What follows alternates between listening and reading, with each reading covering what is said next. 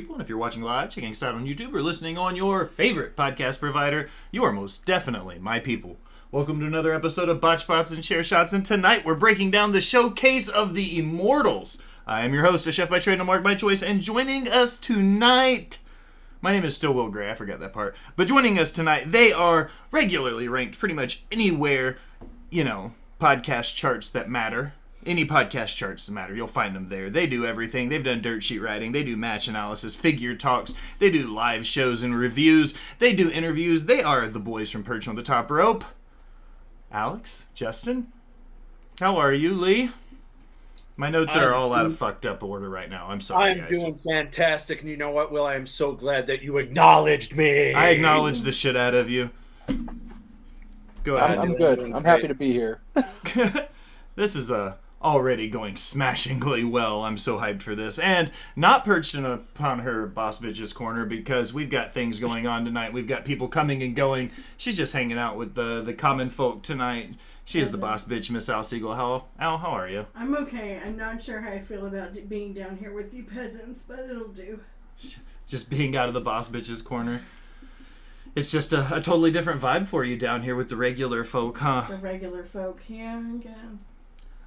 Before we get diving into it, I've got a little housekeeping. We've got a couple things coming up on the network. Tuesday, we are finally making the debut of Nerdy News at 4:20 p.m. Eastern Time. Dirty Belly, our chef show. The boys are going to be breaking down the history of collard greens on Wednesday at 11 a.m. My interviews this week, we've got Hold My Beer Hansen, the Silverback Nate Slater, and the Savage Gentleman Victor Benjamin. We've got trivia on Thursday with RN and Kai from Smacked Raw. There's lots coming up, so remember to hit that follow button, leave a 5-star review, comment, whatever you need to do. Don't miss out. But gentlemen, here we go.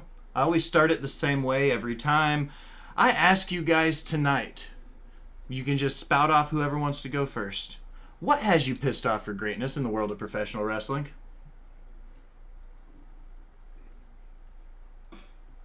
The main event of night one so far being kind of unknown. Is it the fact? Go ahead, Justin. The fact that at the moment Bobby Lashley does not have a match at WrestleMania. What do you mean? He's in the Andre the Giant Battle Memorial. That's on SmackDown, asshole. I know. That's where you go when you're not on the card. Yeah, remember all those people Triple H brought back, like in the second half of last year, beginning of this year? Yeah, they're all in that Andre Battle Royal, by the way. The ones that are all about to get put into that the Neverland of NXT Europe when it opens up this summer. They're just going to start shipping people over there for views. I mean, I was going to say that they're the next round of best of luck in your future endeavors. The next round of future endeavors are the Andre the Giant Memorial Battle Royal. Welcome to the land of you're fired. The over or under 6 month mark before we find out Vince is actually back in creative. Oh, we know Vince is back in creative. Omos let Brock Lesnar is booked on this fucking WrestleMania card, man.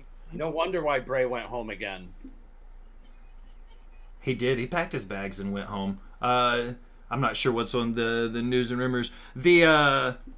I agree with both of you, though. I think the toss-up, we're going to get into it because, like I said beforehand, I'm not even going to attempt to put them in any kind of order because right now, depending on which website you look at, there's different orders based on whatever website you're on. So I'm not even going to try to go in any order. I'm just going to start at the main event and work my way back. But first, Al's got some news and rumors for us to chew on before we dive into it. Do I not get a pissed off for greatness? I thought you said yours already. No, what's your pissed off for greatness, Al? I apologize. Yeah, I don't really have one. I was just giving you shit. Oh, well, that's awful nice of you. Fantastic. Well, made me mad this week, I guess. Mine's going to be in news and rumors. It's one of the first things that are on it because it's the one that I added. So, welcome Blasphemous with the first time chat. What's up? Yeah, I doubt Vince ever left creative. I think there's a mixed review of that, and I'm sure we'll talk about that some as we go through this card. So, my first news and rumors, XPW, enough said, G-Raver, is it Masada? Masada. and a surgical syringe spot, and the debut of Mega Maga on all on the same card. Lazy booking or innovative wrestling? Did you guys see this by any chance? I'm not sure. You guys, y'all probably don't cover a whole lot of death match wrestling on Perched on the Top Rope, do you? No. You guys, have you seen the XPW stuff on Dark Side of the Moon though? Or Dark Side of the Ring? Yeah, I have seen that episode. Yeah. I heard about this spot though. I did hear about it at least. Yeah, Masada and G Raver both have colorful histories in and outside the ring with some of their, their criminal activity, I guess is a good way to put it. They've done some really highly questionable things, and then the surgical syringe spot was exactly what you think it was, like up the old chute there, and it was in front of a live crowd. Right there on the spot, and I said this morning on Twitter, I pretty much said it was just a lazy booking, cheap heat, and a way to kind of get some cheap views on it. So, wait, what was in this? What was in it? It was just an empty syringe, but he stuck it in the dude's pee hole. He stuck it in his urethra? Yeah. What the fuck? Yeah. Well, he pulled his tights down and stuck us. Yeah. In a wrestling match. I mean, I would say that's more extreme than when Priscilla Kelly, who we all know now is Gigi Dolan, pulled out a fake tampon and like threw it in the other girl's face or mouth or whatever she did when she did that. Y'all remember that spot? Like, yeah, this is also the same company where Vic Grimes almost got killed, where he got thrown off the scaffold by New Jack. Same promotion where they were doing all of that stuff. So, I mean, does it shock me? New Jack. That doesn't surprise me. Yeah. It's XPW. They do porn and wrestling. So, it's just a mud show doing mud show shit, in my opinion.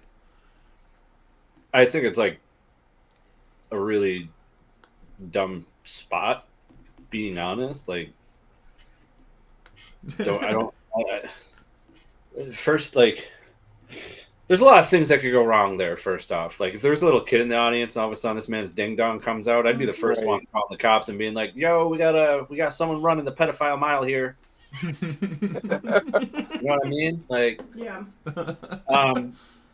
Number two, like even though like if you put like an empty syringe in somebody, you push, that can kill you. Yeah. An empty syringe, air into the blood, it can kill you, kills you. Mm-hmm. It's like that's like, I mean that's actually a higher spot than if a kid's in the audience type deal and they call, because like at least you're still alive type deal, but you're just on a list and you got to go door to door and tell everybody. You're just on a list instead of being dead. You're on the list of Jericho. Yeah, you're on the list of Jericho on this one, which is kind of fucked up. A very unnecessary spot, like, but it's got everyone on the internet talking. I've always been the type that any publicity is good publicity, no matter how it's being talked about. I mean, look what it. I mean, again, I referenced the Priscilla Kelly spot with the bloody tampon because that's really all I can go off of here. That's like a very similar situation, I guess. I mean, not similar. It's just as like disgusting and grotesque depending on how you look at it. Is this just another deathmatch spot though at this point? Like, because what was the Joey Janela did the piercing needle through his jaw last summer and everybody lost their shit over that? You remember when that happened? Yeah, I completely forgot about that. Like, is this just another deathmatch spot doing deathmatch stuff? Yeah. Is that just what it comes down to, really, at the core of it? Just a really stupid deathmatch spot. Like, it's one thing, like, to do like what they've done in the WWF, WWE with like Shane McMahon, Steve Blackman, and things like that, where like they've jumped off scaffolding and things like that. For death matches, you want spots. Those are fucking insane spots, in my opinion. Like, but I think they kind of look at it as, well, the WWE did it. Why do we want to do that? Okay, like, WWE is not deathmatch wrestling, but they still give some pretty crazy spots, and like jumping off Hell in a Cell, Shane McMahon, Kevin Owens. The street fight Foley. between Mick Foley and Cactus Jack. That could Yeah. have been, that was up there. How about The Rock in Mankind, Mick Foley, when he is taking that chair and he is literally, The Rock is literally bashing Foley's face in, and you see that deep red. I mean, that man was bleeding. Like those are definitely spots. Or like, how about the chair shot heard around the world? And I'm referring to The Rock and Ken Shamrock. Mm-hmm. Like he blasted him in the face, like wow. And I don't mean like a Brad Maddox and Page blast. Oh, he had to go there. Buzzing. What's next on your list? Potential women's tag match for night 2. Becky says she wants to work both nights. What you think, Justin? Honestly, I'm kind of surprised that that's not the case already. With this Fatal 4-Way women's tag team match that they have announced now, this WrestleMania showcase match that they're doing for the men and the women, actually. I saw that they announced Ronda Rousey and Shayna Baszler for that, and it sounds like the prior plan was for Ronda and Shayna to face whoever the women's tag team champions were, whether it be Damage Control or Becky and Lita. Hey guys, Becky and Lita are the women's tag champs. You forgot about that. But when Becky and Lita won, I figured that was kind of the plan all along. Do the 6 women that they have announced right now on night 1, and then defend the tag titles on night 2 with Ronda and Shayna. But it doesn't look like that's happening. I would imagine the winner of this 4-way women's tag match will get a title shot, because if they don't, I don't really understand much of the point of it. But I mean, that's what I have to say about it. Yeah, Justin, I just agree with what he said. I don't think you can get much better than that. Oh, thank you. That was You're pretty welcome. sweet. I agree for them. I mean, yeah, you pretty much nailed it. Like, there's nothing if they're gonna have Becky work both nights. As it stands right now, I think they're up to 6 matches on both nights right now. It would be like 6 and 7, I think. I think they have 13 announced. 13 announced. Yeah. When you look at it like that, like that's a lot of matches anyways, so I don't feel like that's necessarily a bad thing. But you don't want it to get too long, but they said they were going for the quality over quantity. They were going for quality over quantity this year anyway, so they were already looking to cut back some. But I like the idea of having them work both nights, especially if the winner of the showcase match moves forward too. I agree with that. Next. Supercard of Honor, lots of title matches. Reach for the Sky Ladder match plus AAA Mega Championship. Did TK put enough on the card to get $40 pay-per-view buys? I think so. It's what, Thursday night or Friday night this week? Friday night. It's Friday night? I mean, it's worth $40, I think. The Mega Championship match with Vikingo and Commander. Yeah, Commander. That's going to be a banger of a match. Plus, you get the ladder match, and everything's pointing towards the Lucha Bros to come out on top there. So I think they've got a good, solid card put together. I don't see any reason why it won't be a banger of a pay-per-view worth $40. Yeah. Are there any stories to the matches? Well, it's Ring of Honor. They've only been on TV for like 2 weeks. Not anywhere shit. So Lee's not paying $40 for Supercard of Honor? Nah, Lee's going to be smoking weed in his hotel room while Justin's at SmackDown. That sounds like a win. Are they moving Rampage on Friday? I don't think so. Or wait, it might be on Saturday night. It might be on Saturday night again this week, but I'm not for sure. But then the Rampage would compete with Mania, and that's dumb. Oh yeah, then they're kind of screwed either way then. No one watches Rampage anyway. It's fun. It's true. Nobody watches Rampage, but that seems dumb to like have Rampage compete against its own fucking company. Yeah, you're right. It's fine. I know tons of indie promotions running against WrestleMania this weekend. Also dumb. Like, why? Anyways. 22 years ago today, wrestling changes forever. Vince shows up on WCW for a second time, and the first since 1984 to say he had bought his competition. Do we need to give you a moment, Lee? Yeah, this is a very sad day if you were around for this. I actually posted about this. I remember flipping back and forth. Shane McMahon, like, actually on WCW Nitro, and you're just like, I mean, this was literally the day the music died. And I was singing Bye Bye Miss American Pie, like dead ass.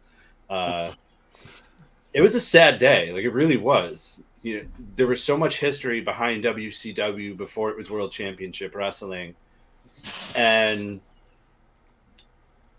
to have lived through it and to have slowly watched WCW go down the way that it did, it was very disheartening, and really it was sad to watch. And you know, when you go back and watch it on like Peacock or YouTube, wherever you're going to catch it, if you watch that last episode, you can see that the venue is extremely small. I mean, you can go back to previous Nitros from 2000 and very early 2001, where they're in like small arenas, and even like these small 5,000 arenas, they have seats blocked off in black that you can't tell anyone's there. Very, very poor lighting. It was like it went back to WCW when Crockett was running the show, going to arenas that were in the middle of nowhere with piss poor lighting. You know, because he thought, you know, that's what pro wrestling was. And unfortunately, the death of WCW here with Vince buying it, and really led to more of the downfall of pro wrestling, that, you know, no competition, you're free to do as you please. And for a long time, I didn't pick wrestling back up from like 2001, and I didn't watch again until like 2008. So just two things I have to say in regards to the day WCW died. Lee, you brought up Jim Crockett, and I just want you to know Tony Khan has more money than Jim Crockett ever did, and he's not going to stand by and take this shit. And second,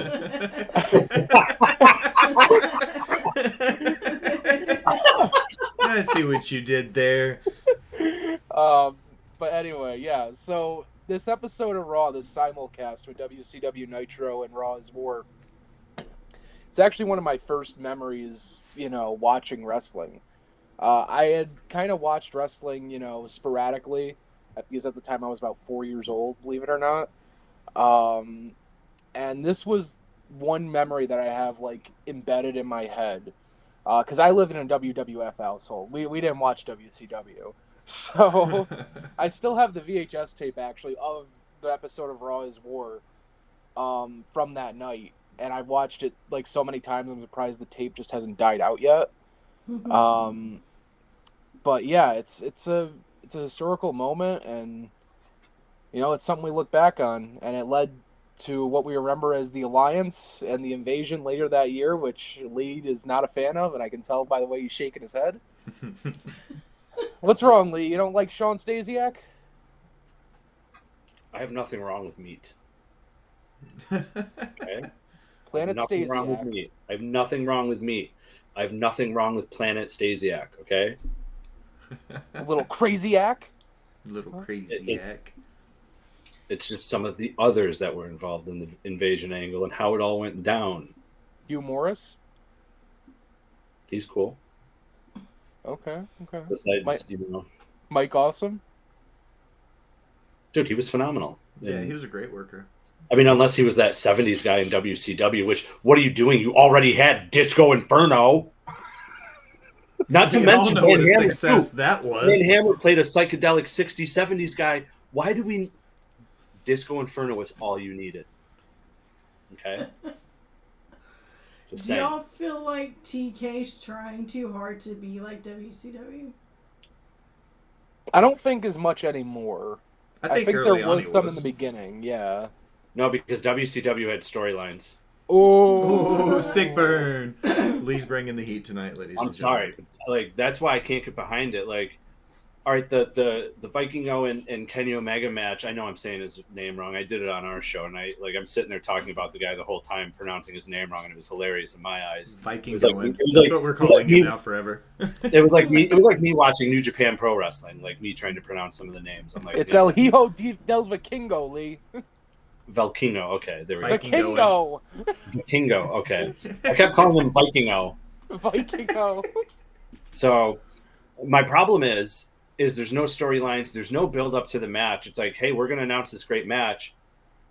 Okay, that's great, but like to the casual fan, I'm pronouncing his name wrong. Who the fuck is that guy? Like, you're not telling me who this guy is. Like, I made a post about this on our Facebook page, and like one of the first comments I got was, Google it. It's not my job. I shouldn't have to Google somebody. You're bringing a talent in, and you're expecting everybody to know this guy. You know, the casual fan's not going to know this guy. Only like the die-hard, what I would consider the tape traders of the 90s, know that guy. I clearly don't know that guy, and it shows. I mean, I'm wearing a Roman Reigns vest for crying out loud. That should really I watch AAA. I know who he is, but I'm also not the average wrestling fan, though. Right. You know what I mean? Like, people aren't going to know, and they did great jobs with vignettes, and I know that Justin and Lee both appreciate the lost art of a good video vignette to help build a story. They're not utilized the same anymore. They did a good job using it here, but it just wasn't enough. And I think one match throwing him straight in there, it's a kitty cat. Just throwing him in there with the one match, he showed out, he showed off. They had a fantastic banger of a match, but I agree. It's hard to have any long-term like love and drive for a character if it's a one-off every time we ever see him. Yeah, it's like I'm sorry. Go ahead. No, go. You go. And it's great and all that you announce these great matches and stuff, but again, to me, there's no build-up. There's no story. There's no like a vignette of just, hey, this guy's from AAA. This guy's won this belt. This guy's done this. This guy's done that. That would be great. That'd be great if I got at least that. Yeah. But instead, it's that, and I guess I should have used this for the beginning segment. How many major announcements can you make? Every Wednesday night at 7 p.m. Central Time, apparently. Whenever the ratings are low, bro. That's a lot. Man, you got to start doing that on Rampage then. Well, I mean... major announcements for Rampage every Saturday at 11 p.m. I'll make a similar argument. So, you have AEW Dark and AEW Dark Elevation every week, Monday and Tuesday. You could have the greatest matches AEW has ever had on those shows, but from the times I've tuned in, which is very rarely in the past few years, it's just match, and there's no storyline. There's no, oh, well, we have this independent talent on the show competing against so-and-so that's contracted to AEW. Here's a little snippet to tell you a little bit more about them. No, we don't get that. It's just, you can give me match, and it could all be great, but there's nothing separating anything, Like, there's no substance to it. I'm just watching a great match. It's not... And like I said, I haven't watched Dark and Dark Elevation in a long, long time. I don't know what the match quality is on there now. I know Lee has watched a full episode of Dark and he loved it, but that's just a similar. Why do you gotta lie to the people? Lee's. No, you told me you loved Luchasaurus's promo on that Dark episode you watched. Oh God, yeah. An avid AEW Dark. You're getting on a lot of YouTube there, Lee. No, I had to cover one AEW Dark for Sports Keto one time because the normal writer couldn't do it, so I got put in the position. And man, let me tell you, there was like 14 to 16 matches. One promo, and it was by Luchasaurus, and it was, have you ever seen a dinosaur cut a promo that went to college? And I instantly wanted to go, absolutely not, because I want to turn this shit off. This is terrible. Match after match after match, and there was 5 matches in a row. I could tell you when the swinging neckbreaker was coming with the kick up and a goddamn super kick. It was like, yo, Coach Gunn, Why the fuck are all the matches the same? What are we doing here? And I also want to let you know that, like, even though I watched it, the article never came out. Oh. Lee, so you did that all for nothing? Yeah. As a dirt sheet writer, I can confirm I've got articles that I sent out into the nether that like never saw the light of day, that I never got paid for, that they assigned me to write. Interviews I did, and I never saw a dime for it. Fuck it, right? Like, you spend hours of your time getting this stuff together for them because they ask you to, and then you do it, and you write it, and you edit it, and you publish it, and you get it up, and then it never sees the light of day. It's Vince's favorite quote. Fuck him. Fuck them. Watching AEW Dark made me not want to watch wrestling. I'm just saying. There's been a few times that have happened with me where I think at the end, there have been many of those tweets where the Will Gray tweets out, I don't think I like pro wrestling anymore after a certain Wednesday or Friday night show on occasion. That's been my mantra a few times because of it. Al, what's next? So Alexa Bliss has been missing-ish from TV. We recently found out that she was on The Masked Singer. She has been on a planned break since losing the Raw Women's Championship match to Bianca Belair at Royal Rumble. She announced on Wednesday that she underwent a procedure to have skin cancer removed, but did not say when she would be back in the ring, which is all interesting. But the other day, she tweeted, "I'm tired of seeing these tweets. I'm not on hiatus. They know where to find me." Clearly, bitch, you're on hiatus if you had surgery. It's very confusing. Like, that's amazing that she got, like, whatever removed, whatever, like, I hope everything heals and all that stuff, but, like, don't bitch about how you're not on hiatus when you kind of are. If you're on The Masked Singer, doesn't that mean you're on a hiatus from WWE, guys? Isn't that how I typically would understand that? Like, if you're on a show that requires you to film weekly shows for 4 or 5... It's pre-recorded. But the point is, like... Yeah. I would understand that. But I don't understand her bitching about it. Like, if you're not on a hiatus, then whatever. But if they're not using you for creative... Who was it in WCW? One of their guys went home after the signing and got a paycheck and was never used on WWE TV, but was still under contract. For WCW or WBA? WCW, rather, sorry. Was it Lanny Poffo? Maybe it was. It was one of those guys. They were, like, drawing a check...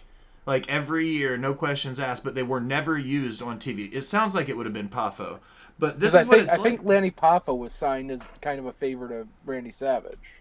Yeah, but just sat at home and drew money. That's what she's doing. Right. She's a 7-figure contract getting paid to sit at home and draw money. Like, okay. I don't feel bad for her. But she wants to be on TV. That's the thing. When the fuck is she going to show up? Never.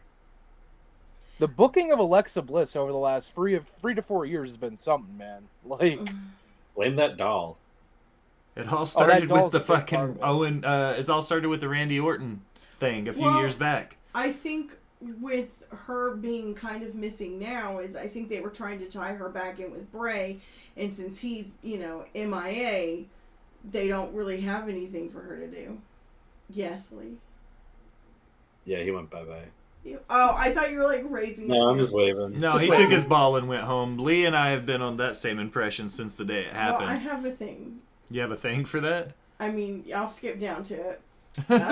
Bray Wyatt has been seen out and about looking very healthy. Ringside News reached out to confirm Bray Wyatt's WrestleMania status. We were told that this is totally up in the air at this point. Nobody has been told that Bray Wyatt and Bobby Lashley's match is on or off. A tenured member of the WWE creative team told us that no one here knows top-level information, and it's top-level information, and it's not flowing down. At this point, it's anyone's guess what WWE will do. Well, it looks like the match is off, just judging by that match graphic for the Andre Battle Royal. Having Sad. him be in that, I mean, he technically could work night 2 of Mania if he works Friday night, I guess, if they wanted to.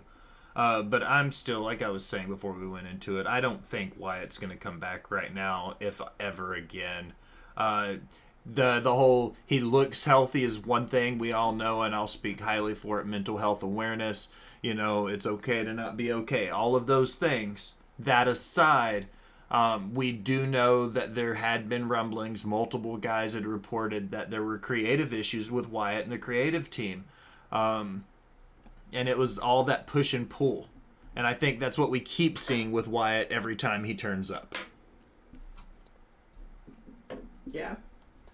Well, my whole issue with this current run Bray Wyatt has been on, it's been a lot of build to a lot of nothing. The story just keeps going. It feels like it's just a repeat every single week. Even at the very beginning, where I swear for like 2 months, it was just Bray would come out, cut a promo, and, oh, here's Uncle Howdy on the screen. Mm-hmm. But who's Uncle Howdy? We don't know. And then the segment just ends. You can only do that so much. And the fact that Bray's been back by the end of next week, it'll be 6 months. And we've gotten one televised match We've gotten one televised match out of him, and it was a fucking soda match. Like, well, yeah, could you imagine them putting a dark character like the Undertaker in a fucking soda match? Yeah. Like, what is this? Teddy Long's got to come out and be like, "Listen up, playa. You're going 1-on-1 with the Undertaker. And by the way, it's a Dr. Pepper on a pole match." Nah, man, it's gonna be a Baja Blast brawl. Yeah, the Baja Blast Brawl. What would be another one we could do? Ooh. The Kraft Macaroni and Cheese Massacre. That'd be a good one. If Pepsi's involved, Justin, you need CM Punk. Yeah. That's true. Mm-hmm. Well, speaking of CM Punk, has CM Punk lost his mind or lost his filter? Even though CM Punk initially considered legal action and wanted out of his AEW contract after the backstage fight at All Out in 2022, it's been heard that talks between Punk and AEW have been progressing well. And he was open to a return, which is interesting considering his weekend Instagram post shenanigans. Did you guys get into all that with what he was posting on his Instagram stories? Did you see it at all, Lee? Yeah, I saw the one. I also saw what he posted on Rey Mysterio's, which was rather funny. About wanting to beat Dom's ass 12 years ago or whatever? Yeah, I refer to this as how to stay relevant 101.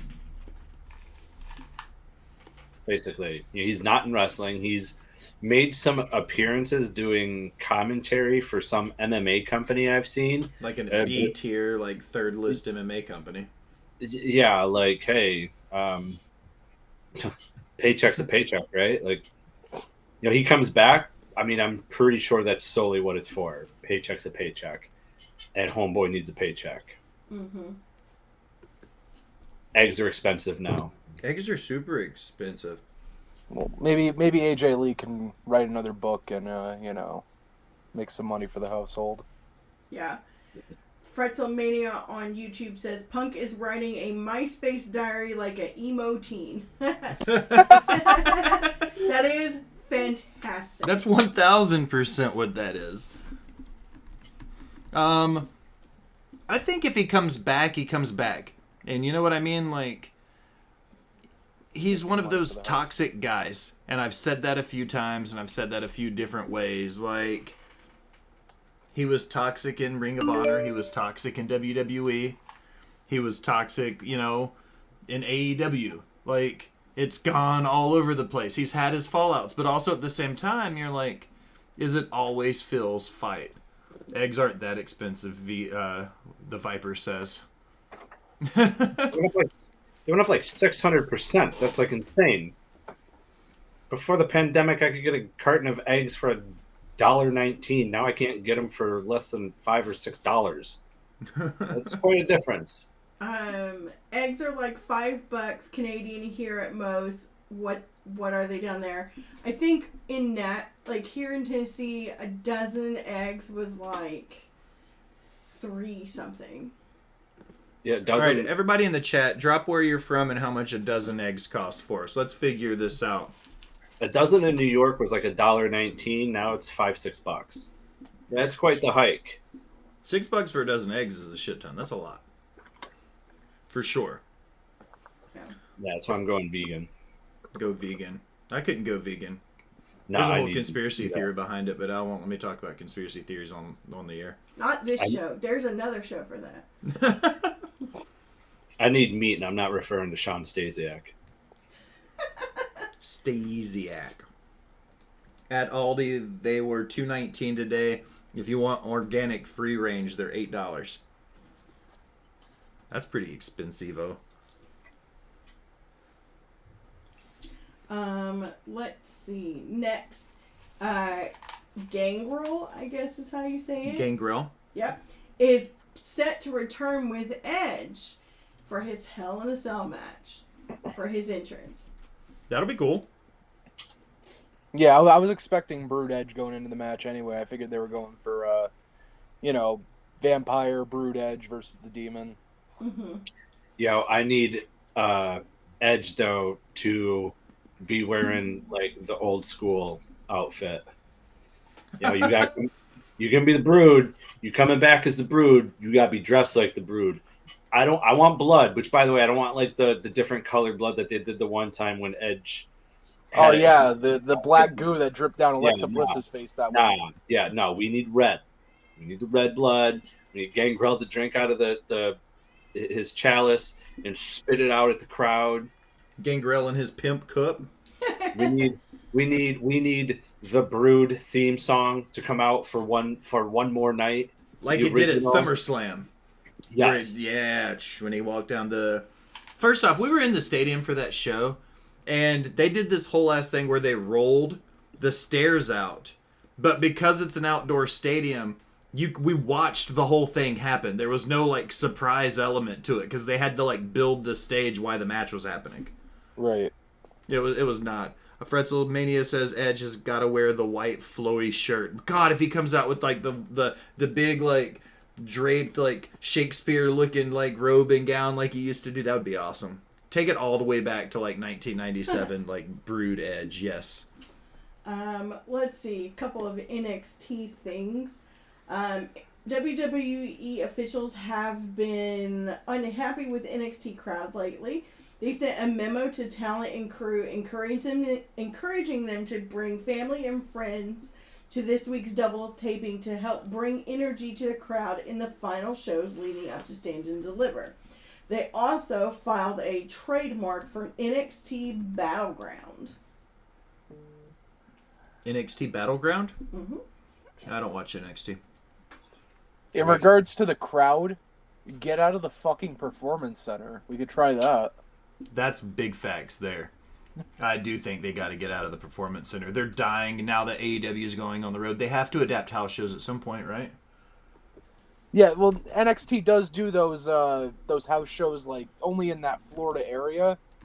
But, I mean, that's about it. Other than that, and TV and, the premium live events, that's all the TV NXT has. Yeah. Yeah, I remember one time NXT went on the road. It didn't go well. I don't think it would go well again, to be honest with you. No, when it was black and gold, it was doing pretty well, depending on which city they went to. They did okay. They came to Nashville a few times. Yeah, they came to Albany a few times, too, and other than one time, it was packed every time, so I'll give them credit. Yeah. Let's see. I'll be interesting on y'all's take about this since y'all are figure and autograph collectors. If I can pull up my thing that I lost. So, Rhea had a little breakdown this week on Twitter about people harassing her at an airport to sign autographs. There's a TikTok of her looking really frazzled, sitting in the floor, signing like pops and various things. She tweeted, "People need to respect that no means no. At airports, do not follow me outside. Today has put me off completely. I will not sign anything that isn't a personal photo of us anymore. Hate me, I don't care. Disagree with me. Try putting yourselves in our shoes for one bloody day." I watched the TikTok where she's signing, and you get her eyes are like barely open. You can see she's tired. And at one point, you hear her say she signs, and then she comes around to this other side, and she like kind of like looks up, and she's like, "Oh wow, y'all are multiplying. Where are you coming from?" And you can see at that point she was done. Like she was like, I mean, these people were coming up with like flat cardboard with like multiple things on to get signed, like 10 Funkos just stacked on top of each other. Yeah, right. It looks ridiculous. Yeah, I mean, and we had just seen like a month ago the video of Rey Mysterio running into the same issue. Who else was it? Somebody else posted a video about it. Liv Morgan. Liv Morgan also had it happen. Yeah.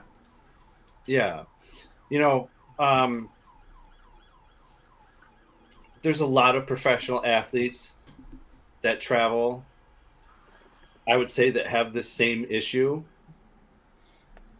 However, I would say sports teams, mostly have like their own transportation type deal. If WWE really wants to do this, they do have a private jet that they could just fly all the wrestlers if need be type deal. Or get a second plane, get your own plane, start flying them their own way, or, it's one of those unfortunate things because, you're a celebrity, even though you're a you're a sports entertainer, but you're a celebrity. That whole public figure thing, right? Yeah. You're an athlete, you're a public figure, you're in the eye of the public. So, they also have to watch how they act when these situations go on, because nowadays the first thing everyone wants to do instead of trying to help someone is they pull out their phone to record it. Yep. Which is why and like in that situation right there, someone have security, TSA in the airport, follow them around, no autographs, arm out, get away from her type deal. The thing of like her saying like don't follow me, that's kind of like a scary thing in itself. Granted, she's jacked, and I believe she's like 5'6", 5'7", 5'8". I think she's one of the more taller women on the roster. Still though, like, to be followed, what if it's someone like Liv Morgan size, Dakota Kai size? Yeah. And a couple guys bum rush her and grab her. Like you got a scary situation on your hands. Inside of a crowd of like 15 people anyway, so you can't see what's going on. Yeah.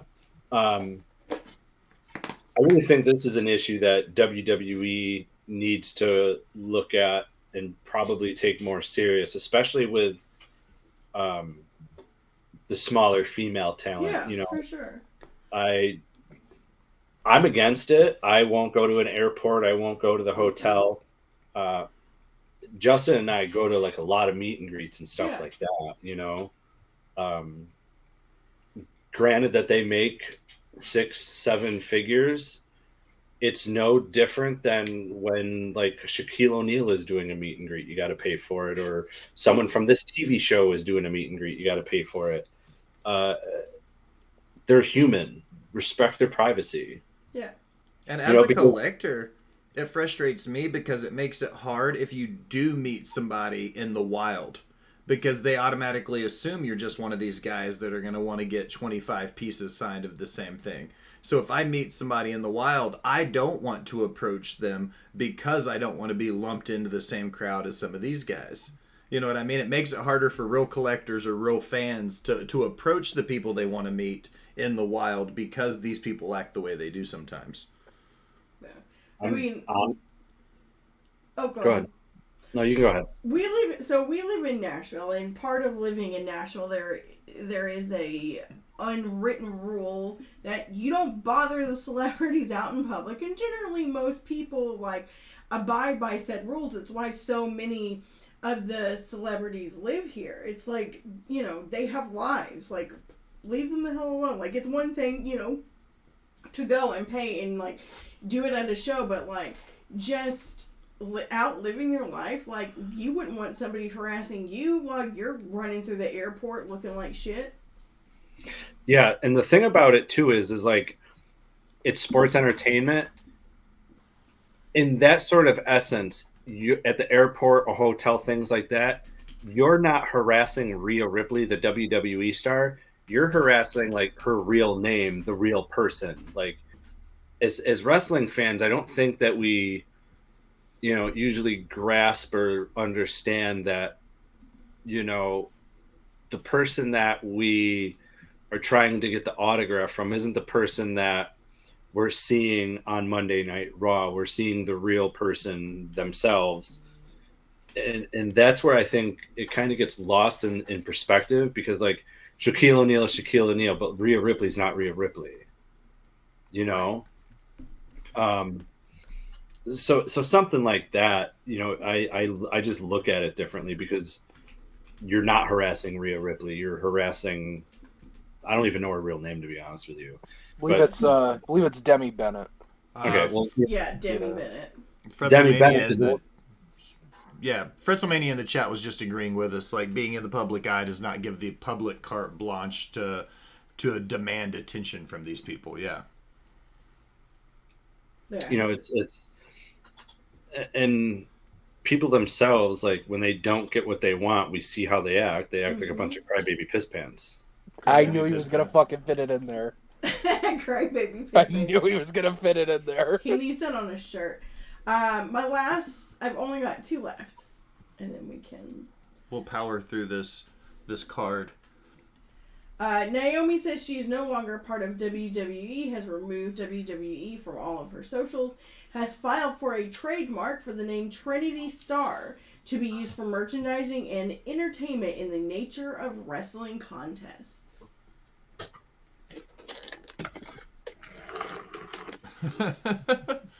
Well, I'm meeting her, so as long as she signs Naomi, I'm cool with it.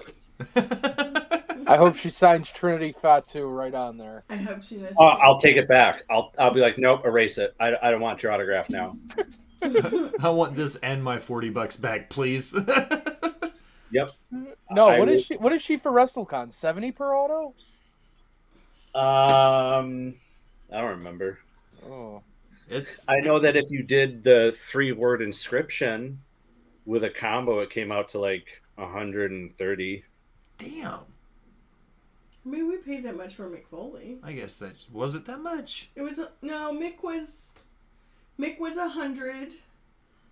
Yeah, but it's Mick fucking Foley, and I'm not Yeah, taking I feel anything like away that's a from little Trinity much for Fatu, Naomi. but Yeah. like Right. Foley for a meet and greet, a photo, and an auto with an inscription, like on a piece of memorabilia, maybe pushing $100 for the exact same thing, with Naomi being more than Mick Foley. Not taking anything away from who Naomi is, but she's definitely not fucking Mick Foley. Yeah. Well, I hope she's not fucking Mick Foley. Thanks, Justin. Thanks. That's amazing. Last thing, Dax Hardwood said, Cody Rhodes' push in WWE has made us reevaluate the things we could possibly do in the future. I've been saying since last October that they would debut the Monday night after WrestleMania. And I still stand by that. There's a good thing Justin's sitting down. He's a huge FTR fan, so I mean, I was good with this. Yeah. Pretzel says Brett's going to be between 150 and 200 Canadian dollars at the Niagara Comic Con this June. For Bret Hart. So $200 for Bret Hart. That seems crazy. What's up, Jess? Oh, look who it is.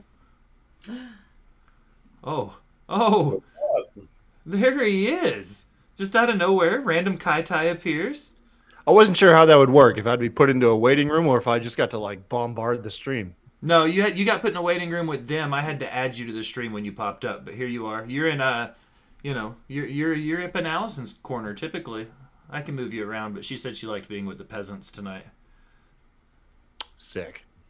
Kyle's in the boss bitch's corner, ladies and gentlemen. That's a I nice am the shirt. boss bitch, Is that a everybody. new shirt, Kai? That's nice. I like it.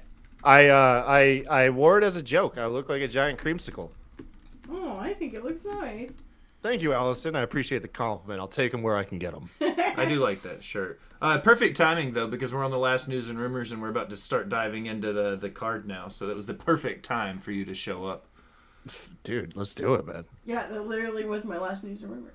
Sweet. Once again, guys, like I said, with the card being all over the place, with it being WrestleMania season and all, the showcase of the Immortals, as you will, there seems to be a lot of indiscrepancies with the order of the card or which matches are going to be on which night, or asking as a fan, do you guys remember the last time you couldn't recite the WrestleMania card less than 7 days out?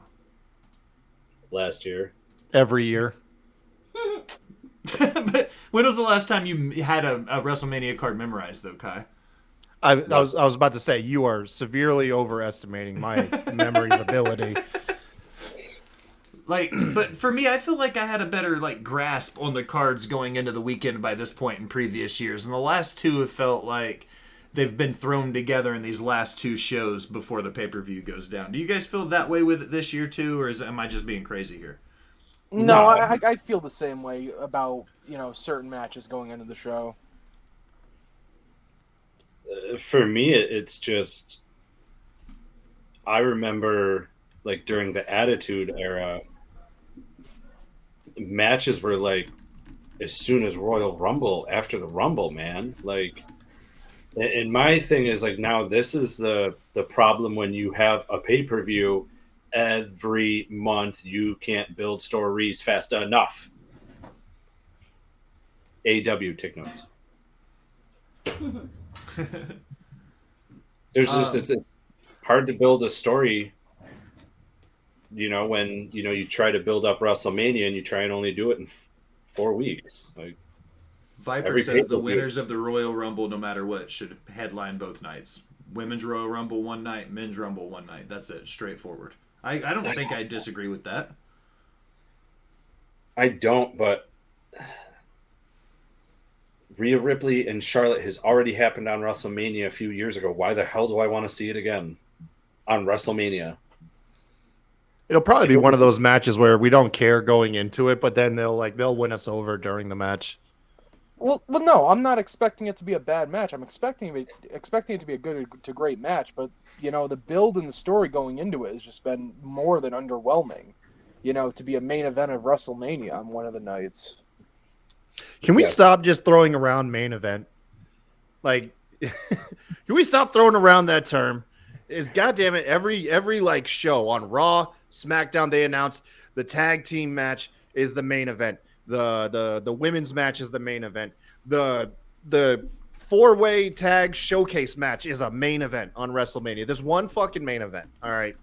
There's one main event, and I'm sorry, people of night one, y'all don't have a main event. Okay, you have an intermission match.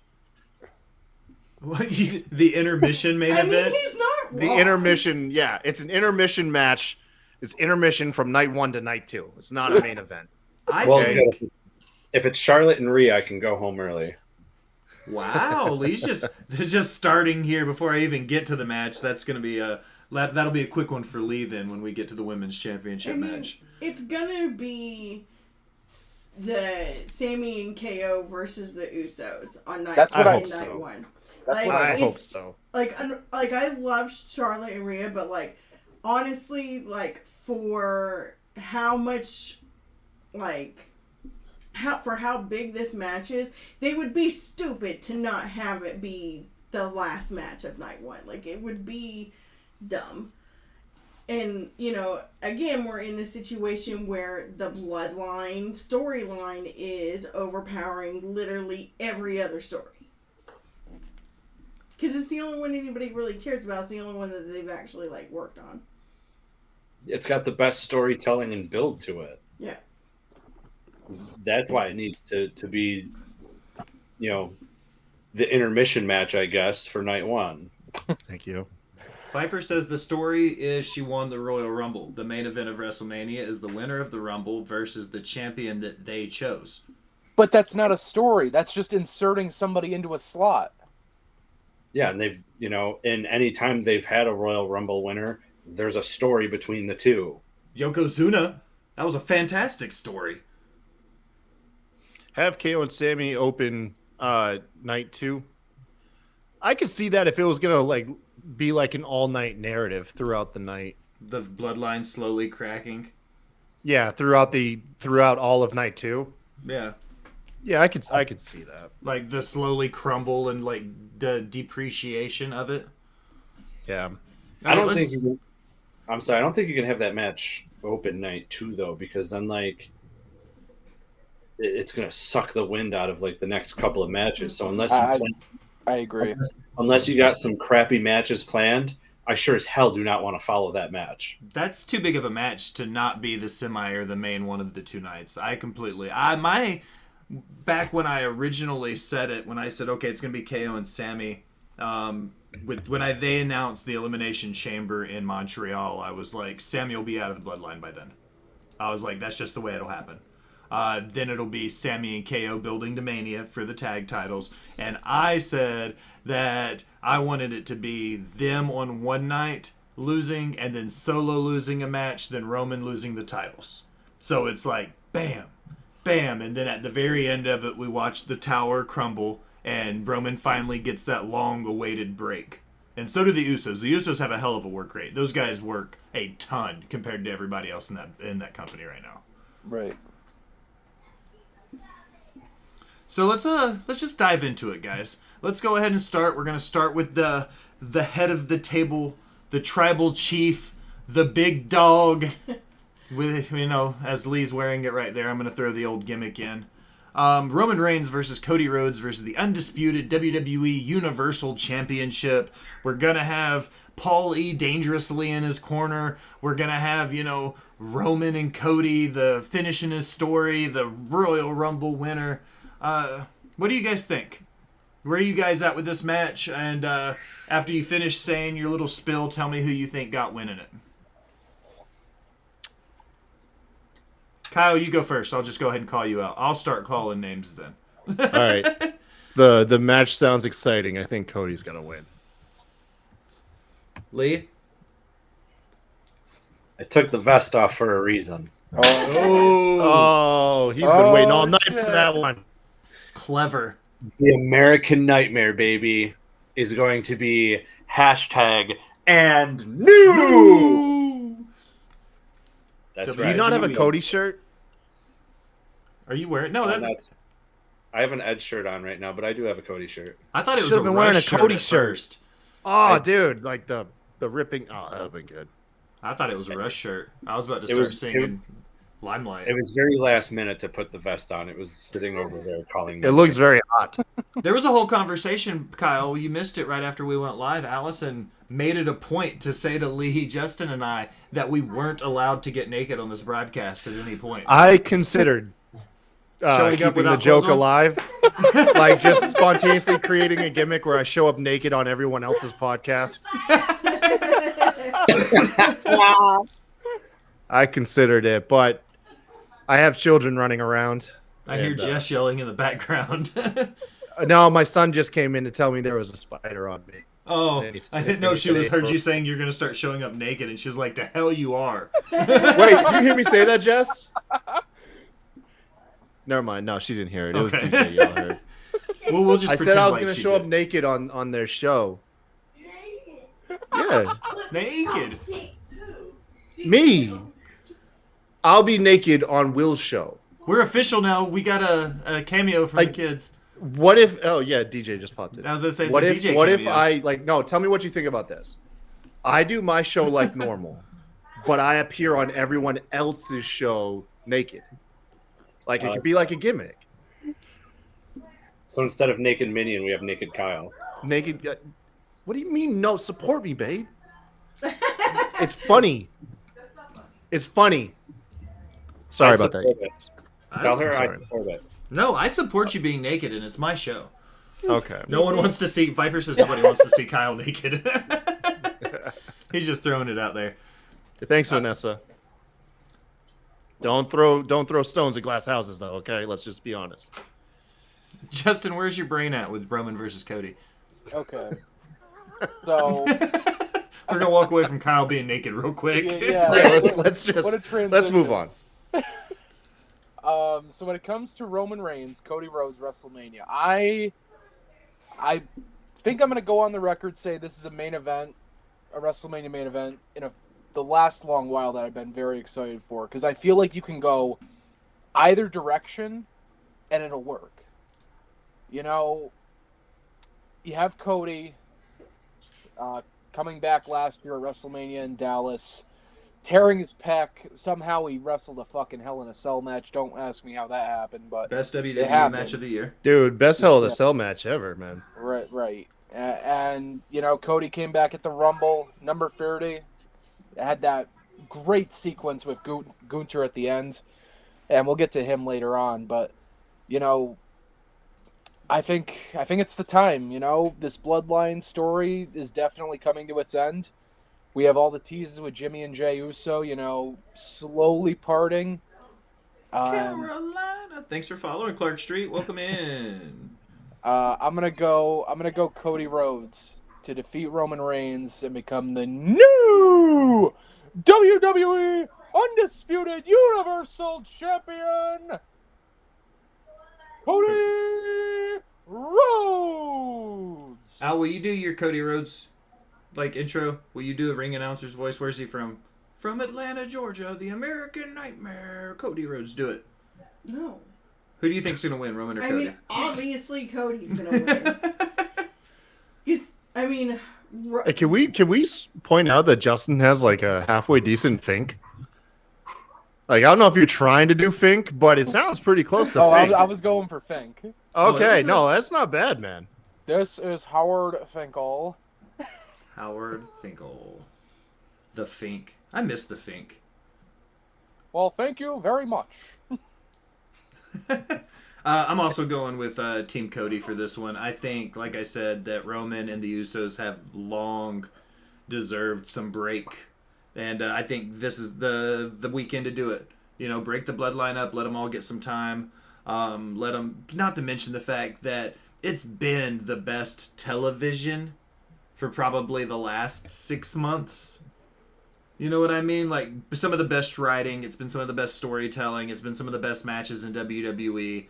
Like, this is a good place for it to come to a head, and this will be a good jumping off point for all the good stories that we're going to get for the next year in a WWE sans bloodline. So I think this will be a good jumping off point.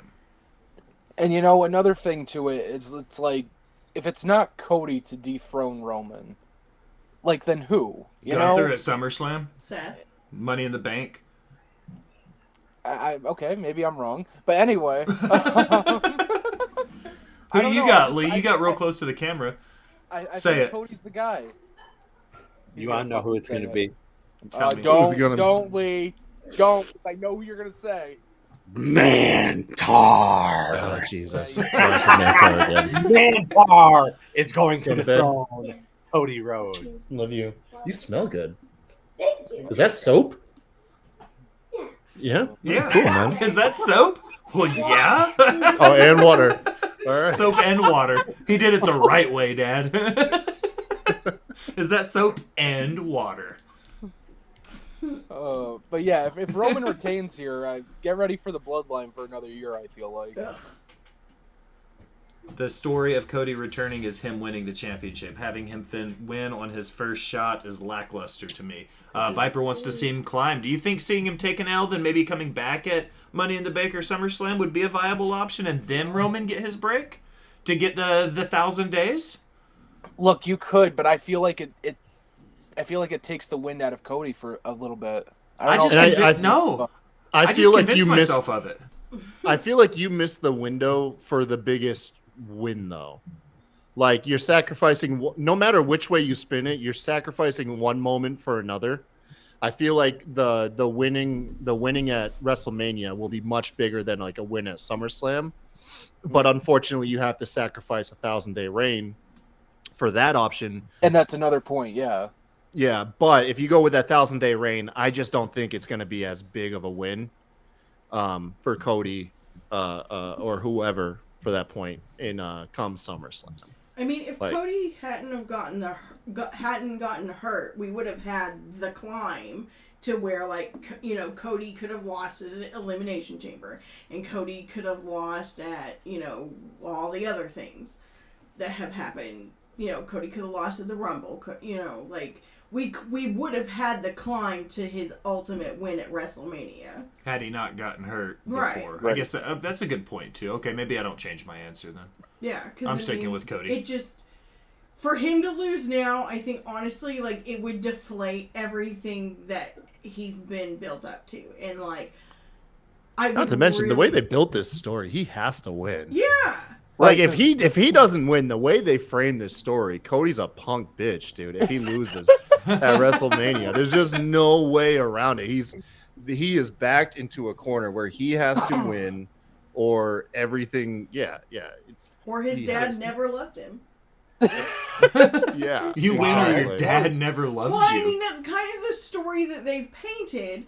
That, you know, Roman was the son that Dusty always wanted. As far as, like, as a wrestler, you know, he never trained Cody. He never did anything wrestling-wise with Cody. But the Dream went on record many a time saying that Goldust was a fucking piece of work. He thought that was brilliant character work. Yeah. Well, it was. That's the man. son he Look wanted. how long Goldust has been around. Yeah. You know what I mean? He was a big advocate for Goldust. So I think we know who the Dream's favorite son really was. Is the natural. some hard Dustin times. Rhodes. But I'm just saying. Oh like, shit! If he doesn't, Hard times. That gives me an idea for a gimmick. Jess. if he doesn't win, then it just proves that, like, you know, his dad never cared about him, and that's the story they've built. So obviously, they're not going to let that be the thing. I got an idea for a gimmick. What if every time I guest on another show, I like pop a blue chew and then I announce when I get a boner? No? I'm good with like you wearing like a white shirt where you can see your nipples. White shirt, nipples. Like what? A wet t-shirt? Yeah. Hey, we'll workshop it. Okay. There's something there. That's like what celebrities have been doing. Okay. So nips are in. I send you a pic. Yeah. All right. I'll take a picture. Sorry, you guys. No, my gosh. No. Okay. If I don't put the ideas out there, they're just. You got to gone throw them as at the a wall and see what sticks. I get it. Yeah. As it stands right now, the main event for night 2, and there's been some question about if they're going to be moving this to possibly being the tag team match, is Charlotte versus Rhea. And we've kind of talked about this some already. You know, I'm going to start with you, Justin, this time, and we'll go back around the zigzag the other way this time. Justin, where's your head at with Rhea and Charlotte going into it being the main event for night 1? Should it main event because the Royal Rumble stipulation? All of that kind of stuff we were chatting about a second ago, and then hit me with your winner.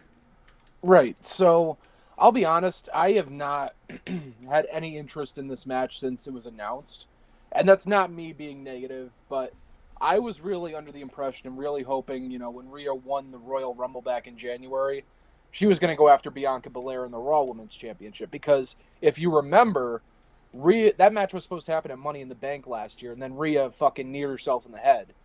And they just never went back to it, you know? And I think that's a big match that they could have done and really built on, but they decided to go in this other direction just to kind of give Charlotte a match at WrestleMania. Or give her an opponent, I should say, because she would have had a match either way. But, look, I was willing to give it a chance at first because you do have the history with Charlotte beating Rhea in the COVID Coliseum a few years ago at WrestleMania, and they just haven't followed up on it, you know? There's been barely any interaction with them on TV, aside from like 2, maybe 3 segments at most. And it's just not doing anything for me, you know? And Rhea better fucking win. I'm going to say that on record now. Rhea Ripley better be coming out of the show as the SmackDown Women's Champion because, look, Charlotte at this point just does nothing for me. Even if she loses here, we know she's going to get the title back in a few months or by the end of the year. Nothing changes, so I'm going Rhea Ripley here, but that's my take on the whole match as a whole. Lee, I literally don't give a fuck about this match. you still got to tell me who's going to win, though. It happened 3 years ago.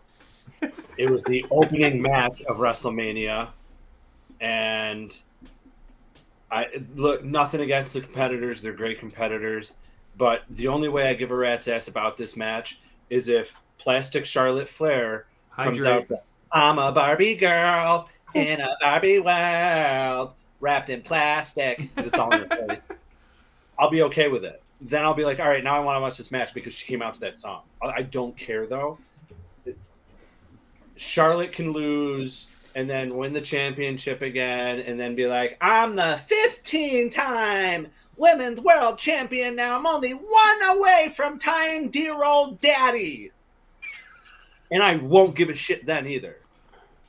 Are Viper saying put some respect on her name? No, fuck that bitch. Charlotte Flair left the big event early, leaving a bunch of fans not getting to meet her that had already paid for it.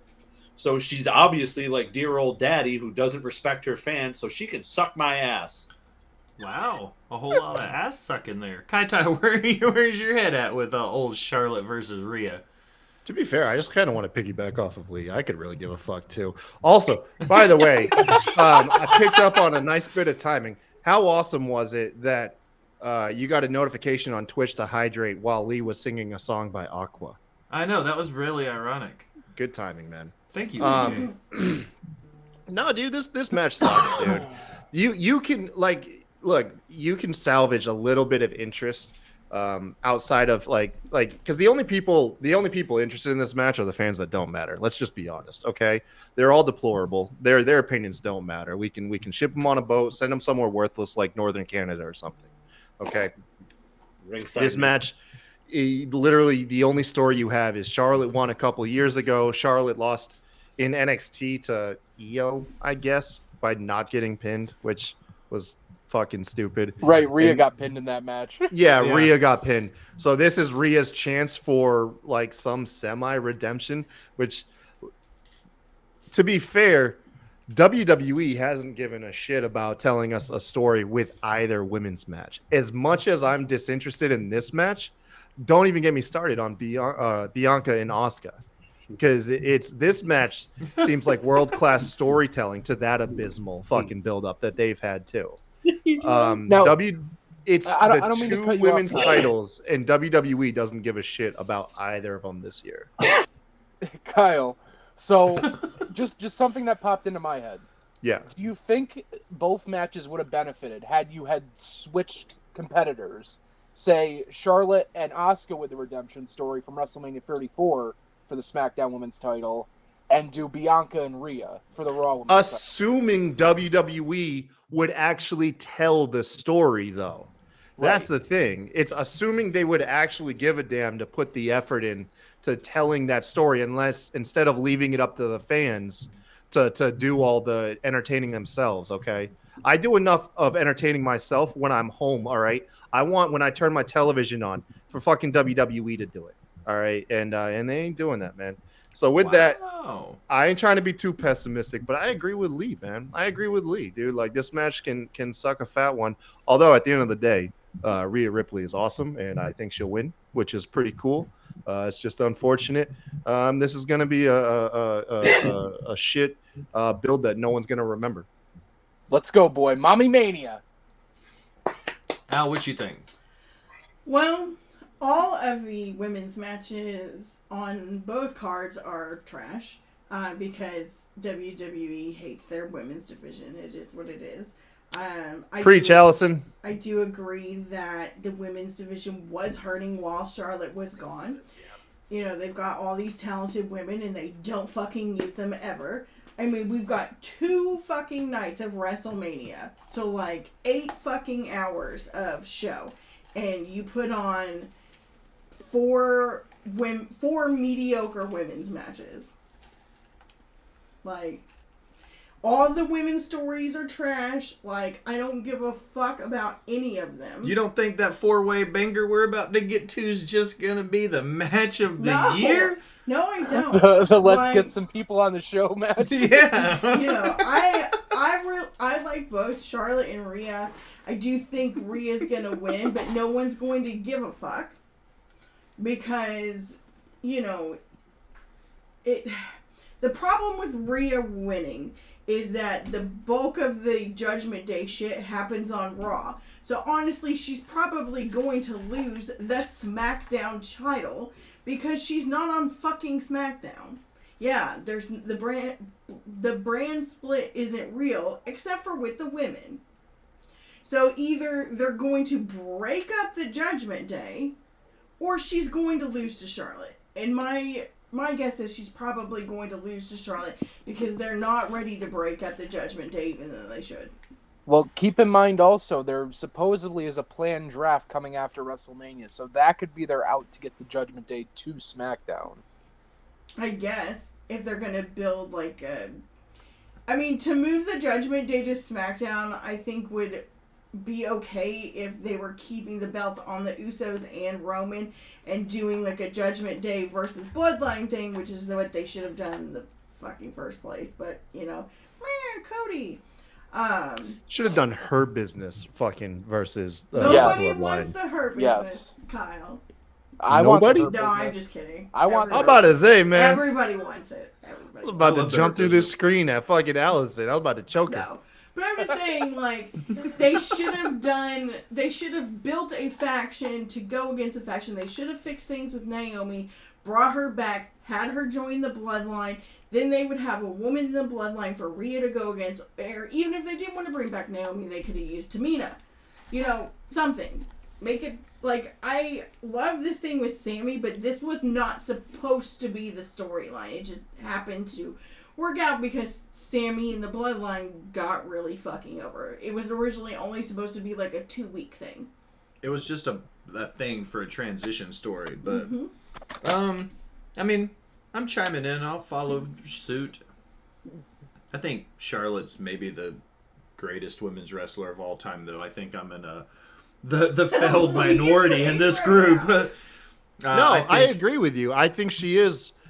I think she's in a weird spot where she is the greatest female wrestler of all time, or up there with it. One of the greatest wrestlers currently on the planet. Yeah. And I could give a fuck about her still, That's even what knowing that sucks she has about- all that.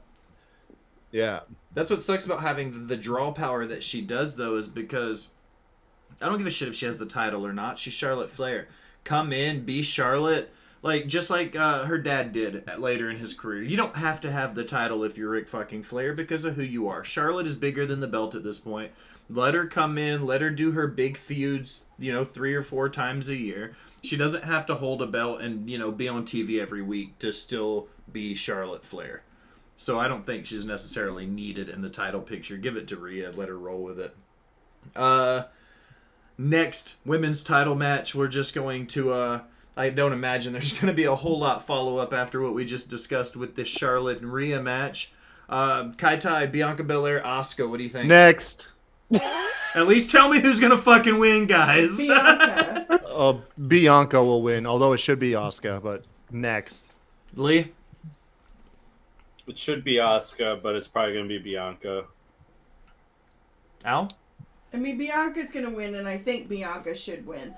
I'm still not fully on board with Asuka yet. Like, that's just where I am. I think Bianca is right now, like, from a marketing standpoint and from a business standpoint, it's better for WWE to keep the belt on Bianca right now.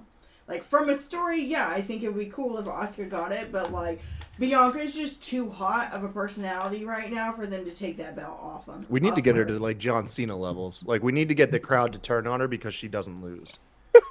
Like, They that's won't. where we need to get her to. We need to get her to John Cena They levels. won't, and they cannot push that storyline without making them look bad. Yeah, but then, like, I don't know, combine that with, I don't know, like, Rhea and Dominic's original dynamic. They're not really playing up the Dom and sub shit between them now. They're just like any other like hot topic couple. So just redo that like a dominatrix gimmick with like remember Shaniqua back in the day Oh with my the Bastions? god! Do that with Bianca and her husband Montez Ford while you treat her like John Cena. They do that. That will They might be literally too never religious for happen. that. Maybe. But usually the religious people are the most kinky. They're all those years of repression, you know what I mean? Fair. The stream died and then immediately started back up, but I never lost my ticker or my counter or anything. So I'm going to assume it didn't actually die. Hey, really quick, I'm gonna steal the standing streamers gimmick. 1 second. Are you going to pee Bam. on my stream? Nope. No, he's just in black and white. No, it fully shut off. Did it fully shut off? Wait, it's back. Okay, everybody's still here, it looks like, but it looked like it died for a second. Why'd you switch to the black and white filter, Kai? Because he just said he's stealing Standing Streamer's gimmick. I have a funny clip the other night where Standing lost his shit on his stream because his stream deck broke and stuff. I'll send it to you. It was really funny. So Justin, winner, Bianca Belair, Asuka. It's still. I'm gonna say Asuka. I'll be honest, I don't have a lot to say about this match because there hasn't been much to it other than Bianca and Asuka having matches every week. Which that's the thing is they weren't. Bianca Belair has had 3 matches. Oh wait, no. I'm sorry, I'm thinking of Rhea Ripley. Rhea Ripley had 3 matches since the Royal Rumble. You know that? And one of them was in a losing effort with the mixed match tag match with fucking Finn Balor. Right. But yeah, no, you're right. Yeah, Bianca's had the matches. Which build was worse, this one with Asuka or the one with her and Sasha? Asuka Bianca, I think. Oh yeah, Asuka Bianca's had no build in my opinion. I don't feel like, other than the whole her not getting misted yet thing. Do you think she gets misted at Mania? If she keeps the belt, does she get misted? In the middle of the KOD, when she flips Asuka, she'll mist her while she's upside down. Oh, that would be a nice spot. All right, Justin. Who do you got winning? Did you give me your Bianca Asuka thing before the stream crashed? Yeah, I said Asuka. Okay. Yeah. Let's start with you on the Usos versus Kevin Owens and Sami Zayn then. Like I said previously, it's been one of the biggest stories in wrestling for the last year. Sami Zayn's rise in the bloodline and everything going to it. What do you think about the match? Who you got winning? This is a match I'm looking forward to. I'd say equal on level as the main event. And you can attribute that to the bloodline story, obviously. But, I can't remember the last time I've been so excited for a tag team title match at WrestleMania. I can't even think about it, like, right now. But, yeah, the story to all this has been great. Going back to last year, Sami Zayn, honorary use. And, the great angle to end the Royal Rumble this year. Exiling Sami Zayn from the bloodline, and you had that extra little wrinkle in the story with Jey Uso. Is he part of the bloodline? Is he not? Like, what is he doing? And I think they've done a great job just building up. Whose side is Jey Uso really on? And we saw a few weeks ago on Raw, he had made his decision, and then he kind of said, you know what? Like, it's really only to protect Jimmy. Like, he's not bloodline. He's bloodline for Jimmy to make sure he's good and Roman doesn't, kick the shit out of him. And that's interesting. You even look at the segment last Monday on Raw where they had Roman and Jey Uso backstage, and Roman just kind of looks at Jey and he just goes, I love you. And, Jey just doesn't say anything back. And that is a nice little callback to Survivor Series last year where Roman goes, I just have to look in Sami Zayn's eyes and I'll know everything I need to know. And that's a nice little callback to that, I think. Which makes me think, it may not be at WrestleMania, but the Usos' days in the bloodline are numbered, I think. I've also loved the build, KO very hesitant to even team up with Sami Zayn going into this match. And I think they did a great job with that. The reaction they got, that hug on SmackDown a week or two ago, was just fantastic, and that's like the reason this match should be the main event, or as Kyle would say, the intermission match alone for night one. The intermission. But, I'm really excited for this, and I think it's time to take the titles off the Usos. And I don't know if you guys agree. I would imagine you do. But yeah, KO and Sami, KO Mania, Sami Zayn or WrestleZania. Let's get it. Lee, who you got? Yeah, I like that. I don't think you can say it any better than how Justin said it, to be honest with you. The only thing I can see is if they're going to continue the bloodline storyline, which, by the way, this match has like the best build-up on the entire card of WrestleMania, in my opinion. And will probably be the match of the weekend. Yeah, 100%. I'm going Kevin and Sami. If they don't win, I mean, the Usos have dominated the tag team division. They've literally beaten every team that's there. I'm always spoken out that I hate throw together teams.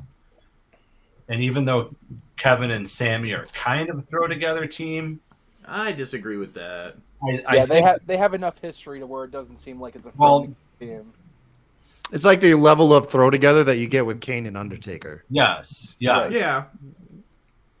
But I think it'll be good to, rejuvenate the tag team division if Kevin and Sami win, because then that gives like a whole new perspective on other tag teams like the Viking Raiders and things like that who need their time to shine and haven't had it yet. Kata, you got anything to add?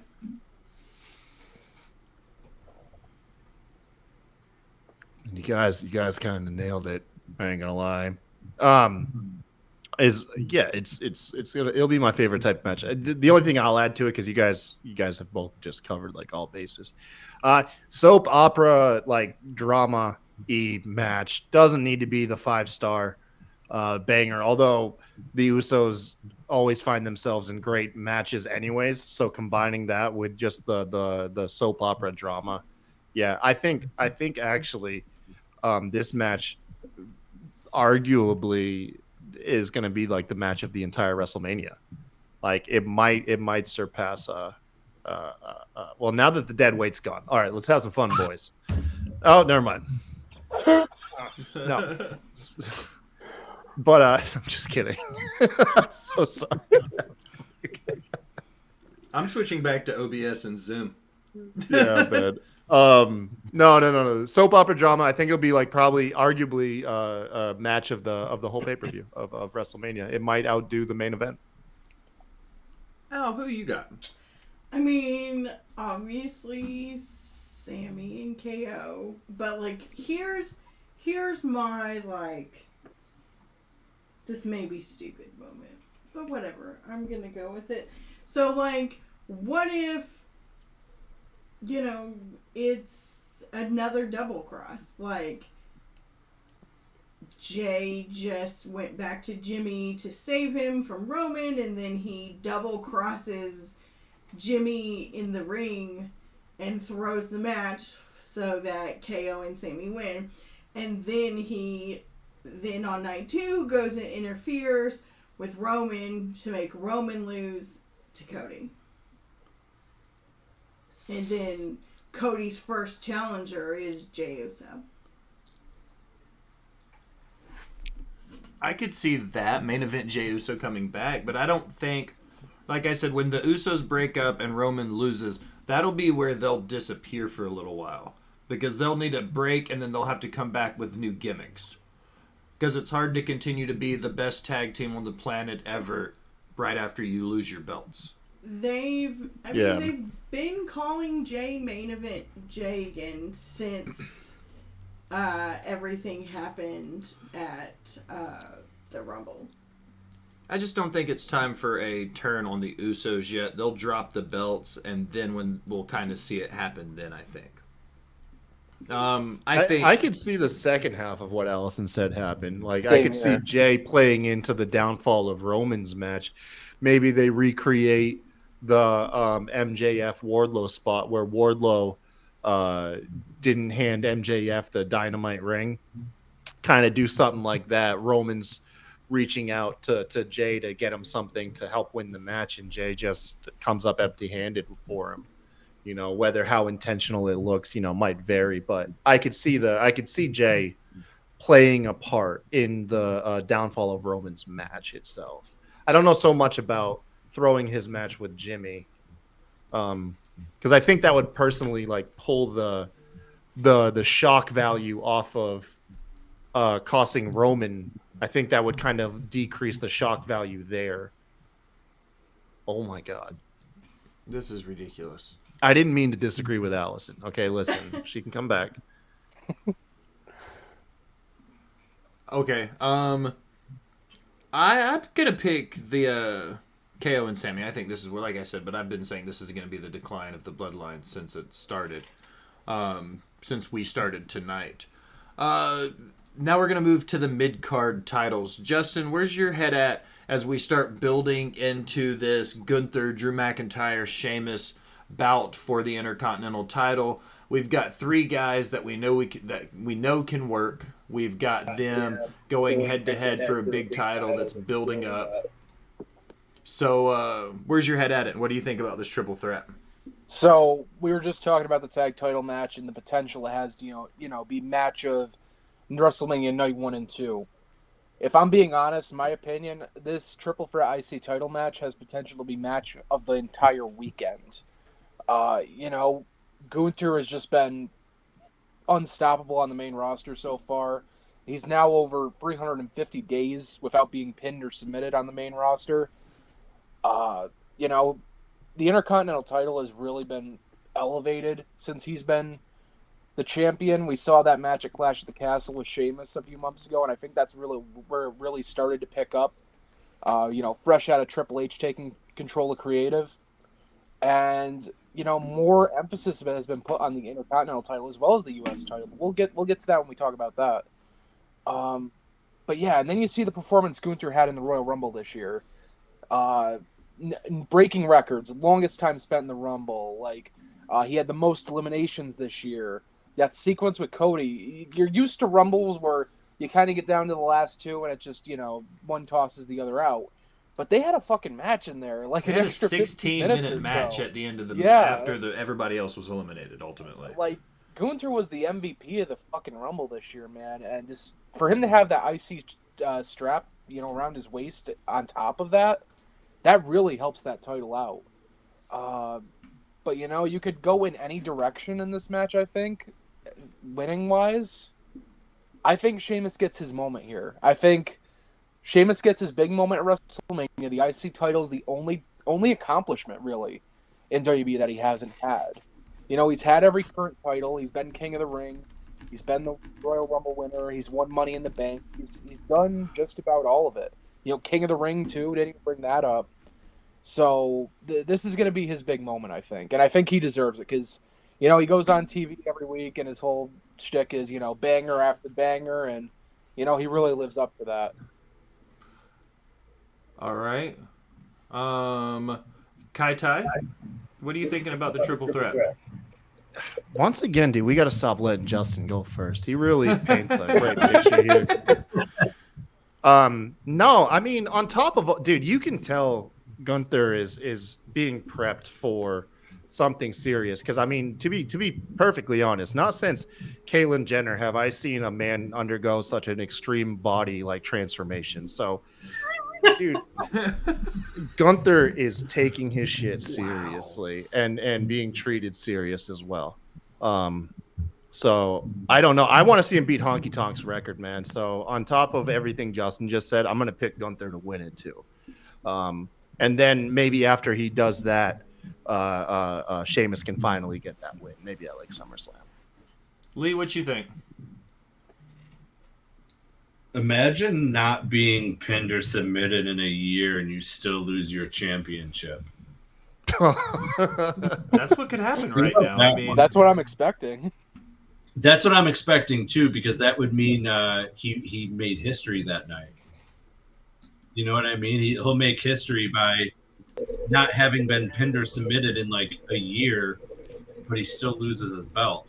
I think that's why, like, when I listened to it on Raw, he was like super pissed, like, I could lose my belt and not be pinned or submitted, blah blah blah blah blah.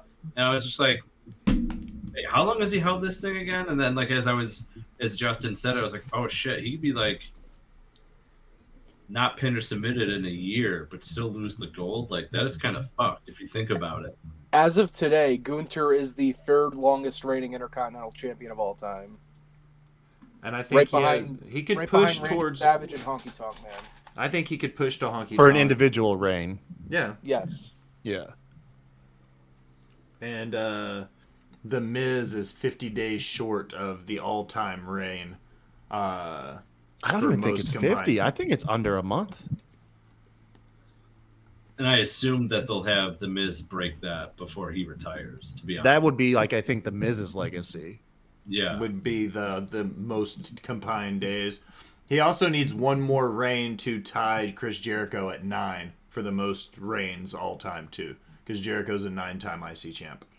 Yeah, I used to say that they would rush him to that so they could get out of acknowledging Chris Jericho, but it turns out they just talked about IC champs and still just not acknowledge it. They'll talk about all the records and just gleefully not mention Jericho.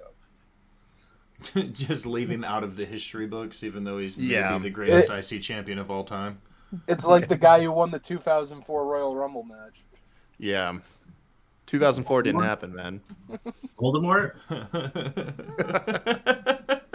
He who shall not be named. Right? Al, who do you got? The Gunther, Sheamus, Drew McIntyre match. I mean, Gunther's going to retain, even though it should be Sheamus, so he can, finish his little, what the fuck do they call it? The thing. The Grand Slam? Thank you. That. But it's going to be Gunther because, WWE has a hard-on for that gimmick, so. Hey, we all do. Okay? Gunther! I don't need Blue Chew. Yeah, don't even need Blue Chew for that one. He's amazing. The gimmick is trash. But alas, that is a conversation on another episode. Agreed. 100% I agree with that.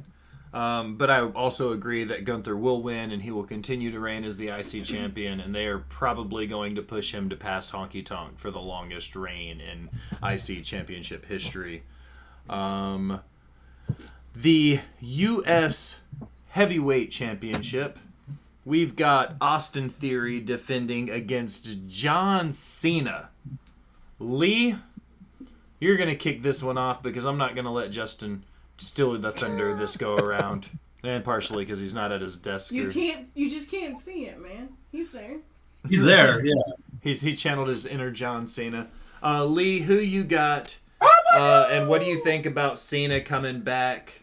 4 months later after his last match in 2022, when he fought on New Year's Eve on SmackDown because he forgot to wrestle in 2022, and he didn't fight. He got a hot tag. He got a hot tag in 2022. He got a hot tag, and that was the end of the match. Yeah, he got his 5 moves of doom in, and that was it. No fat to trim on that one. No, not. I'm looking at this WrestleMania match as John Cena's passing the torch / last match. The fact that they brought him in 2022 because he'd had a match like consecutively every year since he'd been in the company type deal. You've seen as time has gone on, he's around less and less and less and less. He's doing movies and commercials and this and that. And I just see this as he's passing the torch. Obviously, there's something aside from Vince McMahon that is seen in Austin Theory where he's got like that it factor where they think and they see him having a big, long future in the company. So to have him get a victory over John Cena will only solidify that and only make sure that, that they are taking him serious. And, even though Vince left for a little while and it seemed like Theory was going to get thrown to the wolves, and it felt like with the Money in the Bank and this and that, you almost got a vibe of this man's going to get his future endeavors. But Triple H had made it clear that they had plans for Austin Theory. I think this is just the beginning of those plans. Austin Theory for the win. Kaita, what you think? I think John Cena's gonna win it. Really? I think so, man. The greatest U.S. champion of all time comes back and wins the belt. Yeah, man. Proving that Austin Theory wasn't right, and then they just future endeavor him, and they just fire him. Yeah. Wow. That's it. Yeah, and then they swiftly move on, and John Cena can do his open challenge for like 2 weeks, and then pass it off to like the real champion, who will be like a called up like fucking Braun Breaker or something. No, Yeah. no, Mantar answers. Mantar. Answers. Mantar. No, John Cena for the win, because you can't see him. You know what else you can't see? What the fuck? Should have known he was going to do that. Justin, who you got on the Austin Theory John Cena match? Okay, so me and Lee also talked about this past week on the podcast as well. I love seeing the fact that, last year at WrestleMania, the IC title and the US title, those champions were completely ignored and left off the card last year. But this year, both titles are defended in high-profile matches. I'm excited to see Austin Theory versus John Cena. I've been waiting for this match for a long time because I've just been very excited for it. I don't even know how to put it into words, but I think they're really going to mesh well when the time comes and the bell rings. Anyone who hasn't seen, this is set to open up. WWE has officially announced it. It'll be opening up night 1 of WrestleMania, which means John Cena's going to have that jet ready to go before he gets in SoFi Stadium and when he leaves. And, I see Austin Theory winning this. I agree with Lee. This is a passing of the torch moment, and they see Austin Theory as at least, if not the guy, one of the guys to really carry this company into the next generation. Agreed for the most part. I'm going to pick... I think Theory wins. Cena gives him the rub here. I just see that being the case. This is why they're doing that. Everybody said last WrestleMania they thought it would be Cena and Theory, and it wasn't. And now we're getting it. So I think that'll be just the continuation of that story. I think that's all this is now. So I think Theory's going to win. He's going to get the rub from Cena. Al, who you got? Theory or Cena? I'm Theory, as much as it pains me to say, but they're not going to put the belt on a part-timer. He's not going to come back full-time. It is what it is. He's passing the torch. They've been toying with us for this match forever. But can we also talk about how Lee looks like an evil supervillain right now? With the cats surrounding him? With the cats and the hood up. With his hood up and his cat's just chilling. He looks like he's menacing. Ah, very nice, Like very evil. Unabomber Very vibes. nice, very evil. I'm like my own Jedi over here, but like I'm on the dark side. That would be I'm a a Sith Sith. Lord. Yeah. I'm just surrounded by cats. All right, so that was all the title matches. We've got 4 matches that aren't title matches, 2 of which I have a feeling are going to be short-lived in this conversation. The first one being Brock Lesnar and Omos. Justin, do you care any more about this match than you did the Charlotte Rhea match? Look. I look at this WrestleMania card, night 1 and night 2. I am very pleased with it. There's only one dud on this show, and it's this Only fucking match. Why are we not getting Brock Lesnar and Bobby Lashley at WrestleMania when that's the fucking feud we've been building for 6 months? Anyone want to jump in on this? Because Vince is back in creative. Look. And neither man want to lose to each other Yeah, neither guy's going to put the other one over. anymore. But the fact that the person we slot in is Omos, a guy who's barely been on fucking TV since Triple H took control of creative. Yo, He's give just almost fucking a chance. randomly Give inserted almost into a this shit. chance. It's just I don't care. Look, I'll be honest. When this match happens and I'm in SoFi Stadium, I'm probably gonna walk up the bathroom to fucking Omos's theme, doing a little dance like that, you know. But Brock Lesnar's just gonna fucking F5 him. So that's all I have to say. It should be a pre-show match, but I'm sure they're gonna put the women's fatal 4-way as a pre-show. It would not surprise me. Lee, what you think? Almost Brock Lesnar. Brock Lesnar would never do a pre-show match because he wants the big payday. Because Fine. if you're on the pre-show, you actually don't get the WrestleMania payday. I found out. That's kind of sucks. He might do the pre-show match just to get the fuck out of there early. Nah, he'll definitely be like the first or second match and split. We all know Brock doesn't hang around. I don't know. To be honest with you, like I'm kind of indifferent with this match. Like, I mean, I feel like Brock Lesnar's just gonna bounce for a while and take off until like SummerSlam type deal. So like, part of me wants to say Brock doesn't win, but it's, you know, I joke when I say give almost a chance because he's almost there, but doesn't have it. Stop. He's close. He's closer now than he was a year and a half ago. No, the fact that he's almost there. Thank you. I'm indifferent with this match, to be honest with you. I feel like this is a match like Brock should not lose, right? It's Brock Lesnar. But part of you feels like there's a chance he might, right? Well, I mean, that's the part that's what I'm like, kind of like I'm trying to vibe out in my head to see like if I can feel that vibe. And I feel like if Brock Lesnar loses,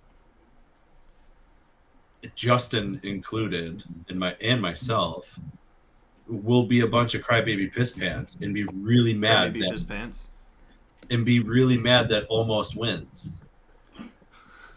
I'm not gonna call him Omo. I'm not gonna call him by his real name. I'm gonna call him that from now on. Almost. He's almost. Al, who you got? I don't care. At least she's honest.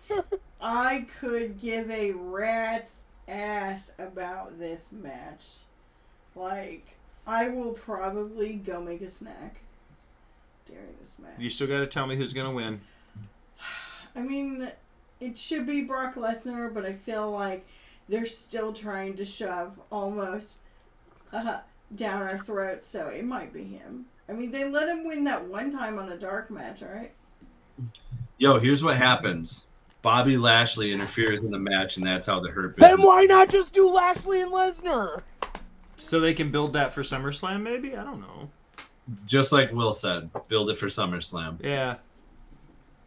I think Almost will win. I think Lesnar should. Let's do the Edge and Finn Balor match next in the Hell in a Cell, and then those last few that we already know, like the tag team showcases, we'll just call our winners on those. The Edge versus Finn Balor match. One, do you think Demon Finn shows up? Yes. 100%. With Gangrel coming out, is this going to be just a hands down throwdown, just fucking banger? If the tag team title match isn't match of the weekend and the Roman Cody match isn't, do you think this is going to be up there? I think it could. Not that I think it's going to be like an average match or a bad match or anything, but I think this definitely has potential. We saw Edge face Seth Rollins in Hell in a Cell on Crown Jewel in Saudi Arabia a few years ago, and that was like one of the best Hell in a Cell matches in a long time, I think. So we know Edge can still, compete in a Hell in a Cell and really adapt to that environment. Finn, I don't believe, has been in Hell in a Cell yet. I don't think so. I don't think so. Yeah, so this is the first time for him. we saw the match at Extreme Rules. It was an I Quit match, and that was really good. So I'm expecting the same thing here. Let's just not get too hokey with the gimmicks, the demon and the vampire and everything. Let's that's cool for the entrances, but let's make it an actual wrestling match once they get into inside the cell. I think the two guys in it will be good to do that, to understand separating the gimmicks between the entrances Right. of the match, though. Right. Honestly, it's kind of hard to call because, it feels like Edge should be coming out on top in all this pretty much year-long feud. But I feel like there's more upside to Balor winning, and Balor is going to be around after WrestleMania. I think I'm going to go Finn Balor on this, honestly. Lee? Wow. Listen, if I don't see a spear from the top of the fucking Hell in a Cell or a coup de grace with Edge on the announce table, I'm going to be very angry. Bust? I'm going to be very angry. No.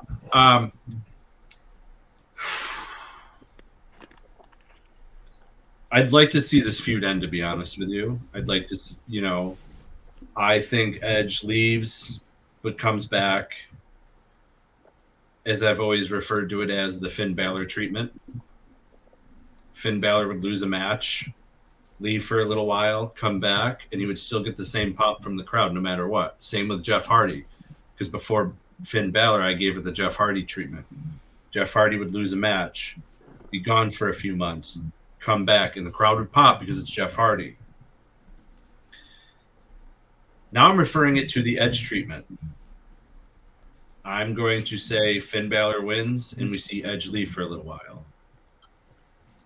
But Edge will come back, and Edge will get a big pop, just like Finn Balor would, and just like Jeff Hardy would. So this is a passing of the torch of the Finn Balor treatment to Edge. Finn Balor wins. I also think Finn wins. I don't think Edge disappears, though. This is my left field, call-in shot in the dark here.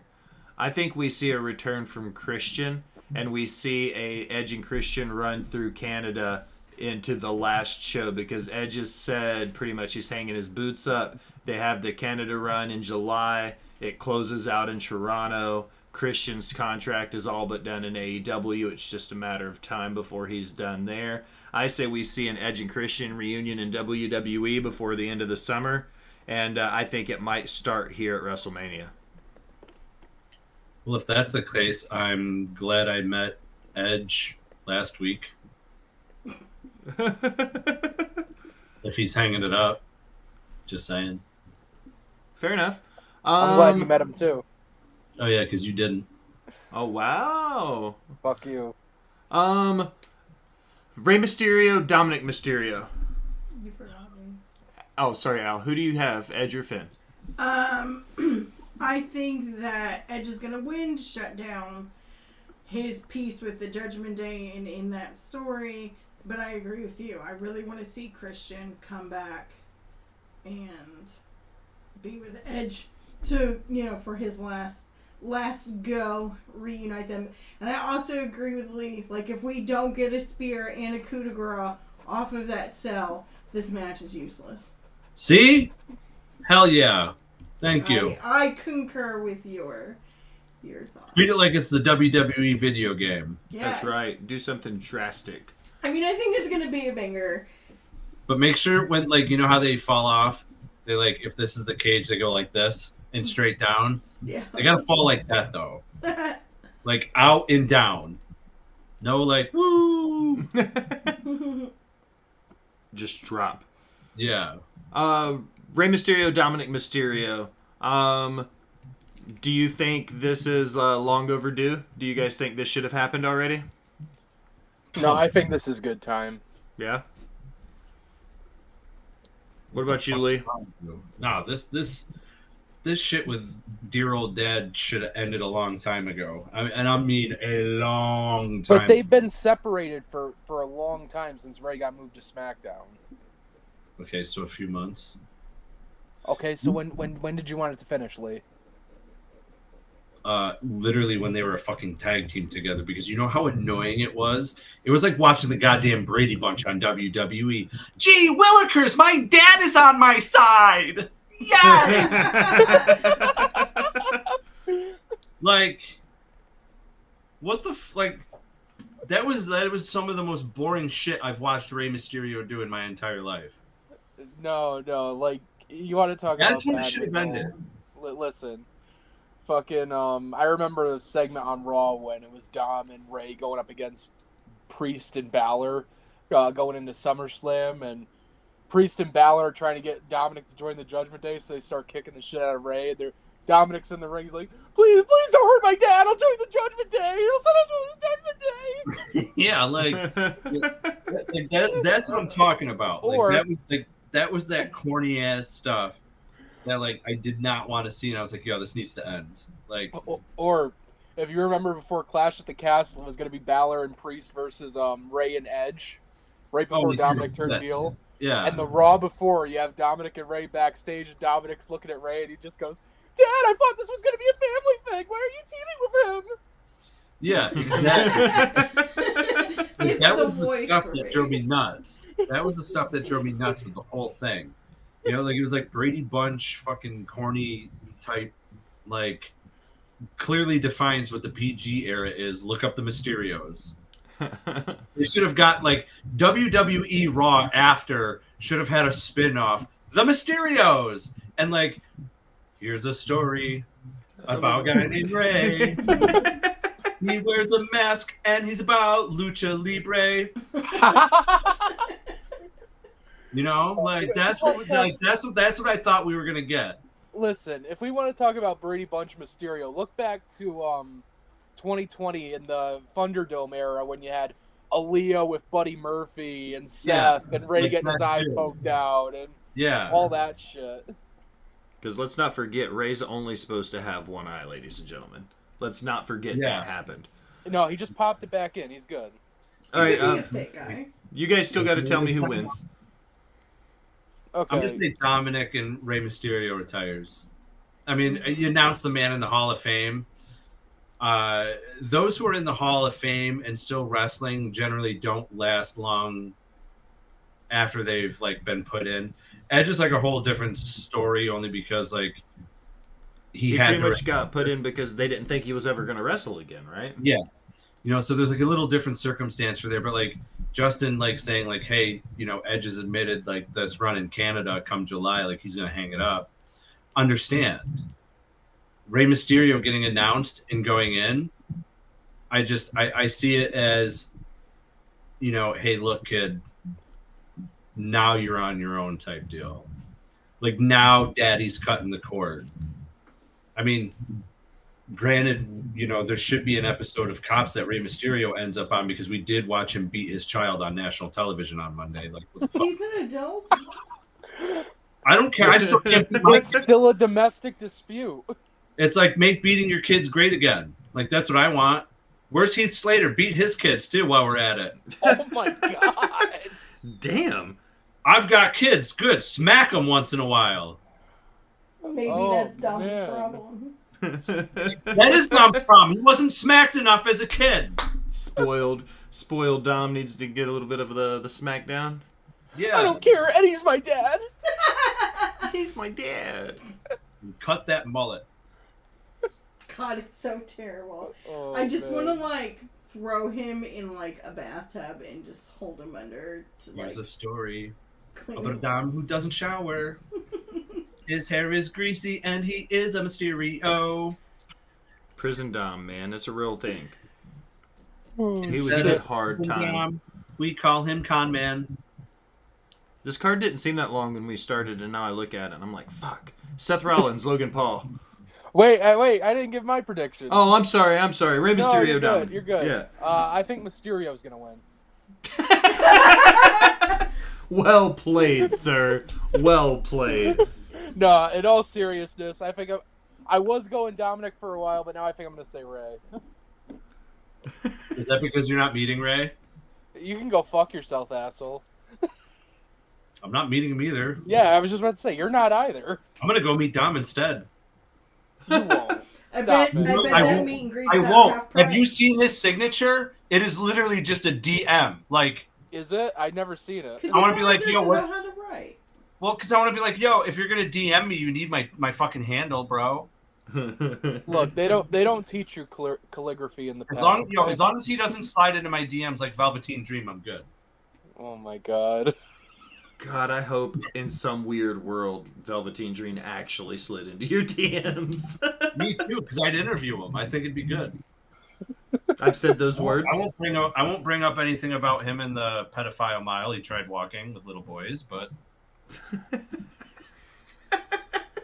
God damn it, Lee. Okay, now I'm gonna ask Seth Rollins and Logan Paul. How have I had to segue twice You out of didn't that? ask me. You only asked. No, it's fine. Go ahead. I don't care. Seth Rollins, Logan Paul, guys. I really want Seth Rollins to win, but he's the loserist. He's the most over loser that WWE has ever had.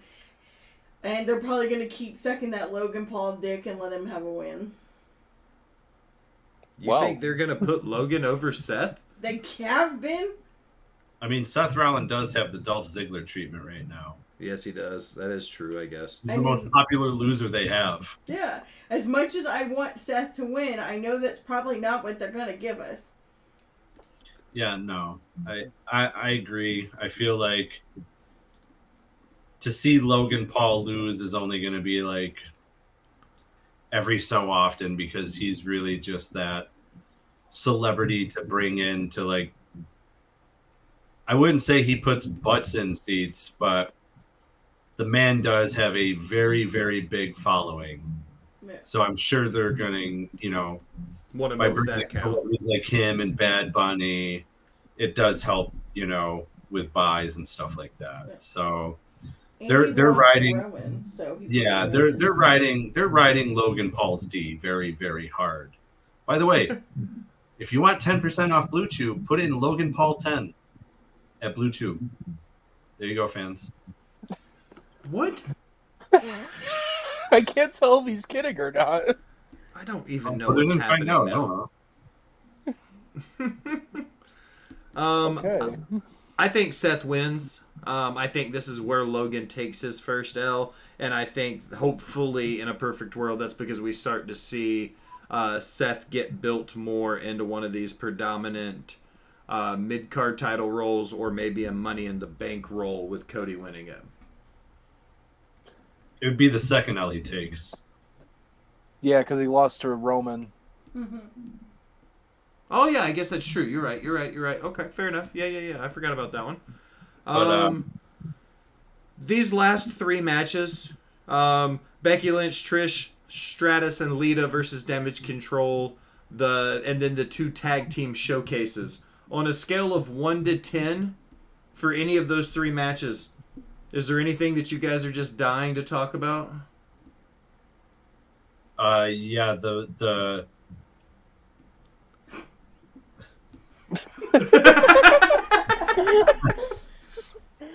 I want to talk about Damage Control taking on Team MILF. Team MILF? Okay. Is that what we're going to call them? That's a good name, actually. That's a good name for him. Team MILF Wait, versus Damage Control. Is Lita a MILF, though? No, but she's old enough to be considered one. She's just not a mom, so she can be Okay. hot lady. I want a hot lady I want to fuck. I don't think that's a name. That's just, just like... Listen, 2 out of 3 ain't bad according to Meatloaf, so Team MILF is good to go. Team 2 out of 3 ain't bad. So, all right, we're going Team MILF versus Damage Control. Justin, who you got?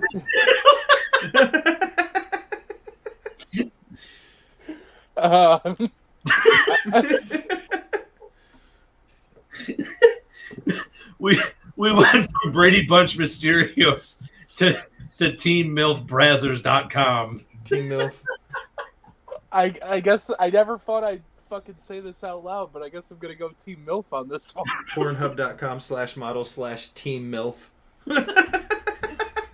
I mean, Bailey and Damage Control have just fucking lost nonstop the last 6 months. Why switch it up now? I mean, once again, big time over losers that seem to be like in every main event picture, but they can't catch a win. Al, who you got? Team Um, Damage Control or Team MILF? Unfortunately, Damage Control is probably going to win because, again, they're not going to keep a belt long on a part-timer. I'm surprised that they even put it on Lita in the fucking first place, but it's going to go back to Damage Control so that they can then lose it quickly again and actually maybe, hopefully, fucking do something with the women's tag division. Here's a question for you guys. Do they let Lita and Trish and them lose to Damage Control? Okay. And then the very next night, they put the straps on Ronda and Shayna when they mop the floor with that. That's tag what team I showcase. kind of see happening. Honestly. Do you think that'll be what happens? Yeah. I see in some sort of way Shayna and Ronda like stick their head in this match, where like maybe it seems like it's going to cost Team MILF the match. Team MILF. But I feel like that they pull out the victory, but because of like them interfering, they're like, yo, we'll put the titles on tomorrow night if we have to. And then out comes Adam Pearce like he's Teddy Long and makes the match happen. But you got to fight The Undertaker and a Dr. Pepper on a pole match. It's official, playa.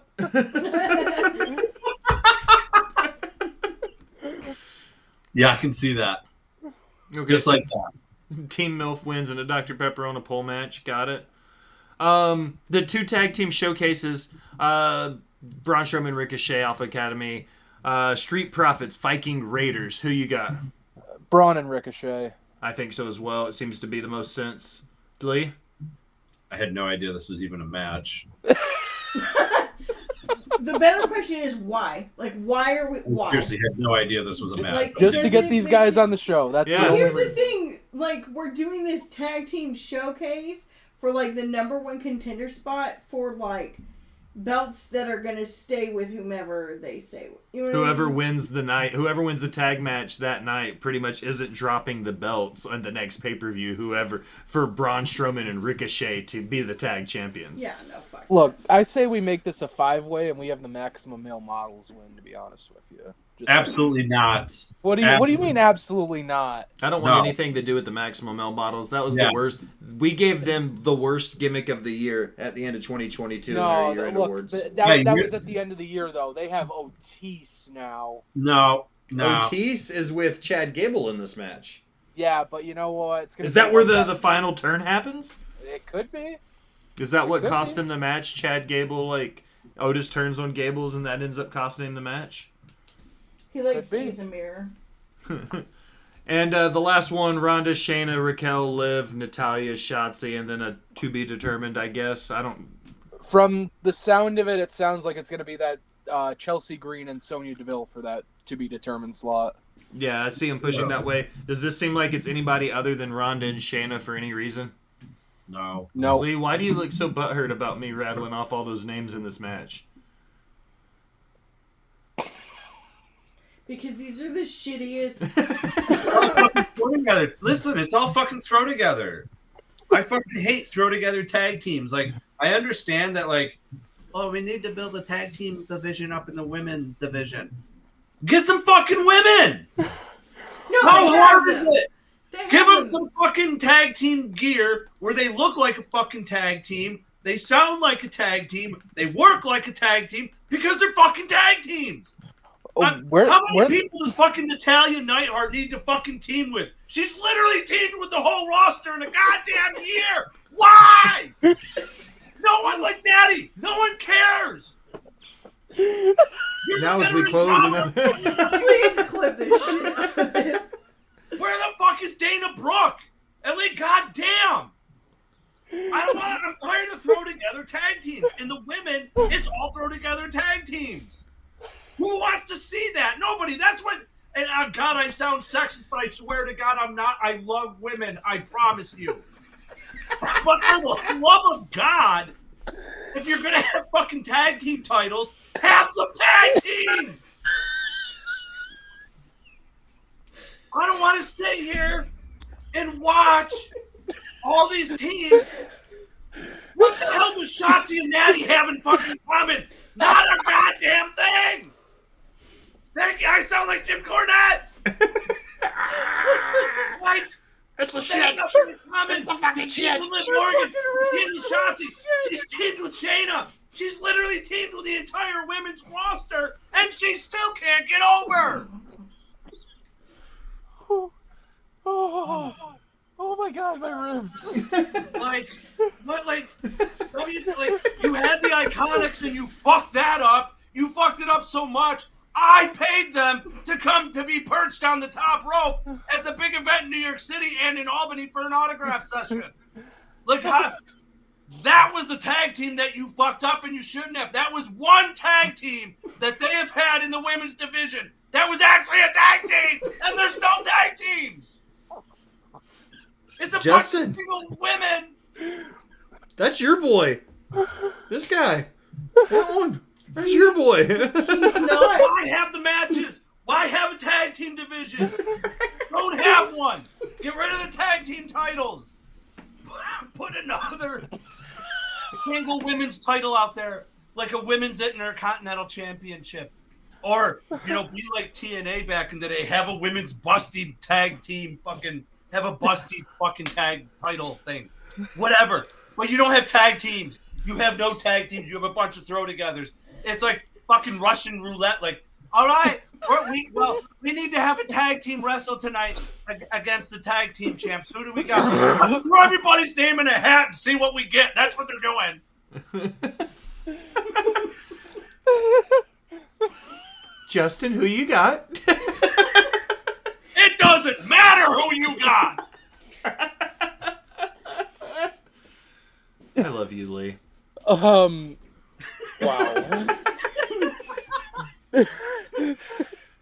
Before Lee went on his whole tirade, I was gonna say, where the fuck did Shotzi and Natty come from? But, Shayna and Ronda, Jesus Christ. I mean, they did come out of the tank together. Once. One time. They came out. Yeah, let's look at the list real quick. How many of these people has Natalya teamed with at one point or another? Shotzi. She was teamed with Shayna at one point. She's teamed with Raquel at one point. She teamed with Liv. Liv's not in the match technically. No, Liv's in the match. Oh yeah. She is. She teamed with. Did she team with Sonya or Chelsea Green at either point? I feel like she's teamed with Sonya before. Okay, so she's literally teamed with every person in the match except for Ronda, probably then. No, she's teamed with Ronda. Okay, so she's. Yeah, she did team with Ronda. Yeah, remember? I told you, she's literally teamed with the entire fucking roster and she still can't get over. But she stole Uncle Brad's hats, right? That's supposed to fix it? She did. She stole those stupid berets straight out of 1996. Oh, well, good for her. She still ain't getting over. All right, guys, we did it. We finally made it through. Overall, where are you predicting? This is going to sound weird. Judging by the card, where do you think this WrestleMania will rank on like an A, B, C, D kind of thing? Just predicting it before it happens. I'm going solid B on this, honestly.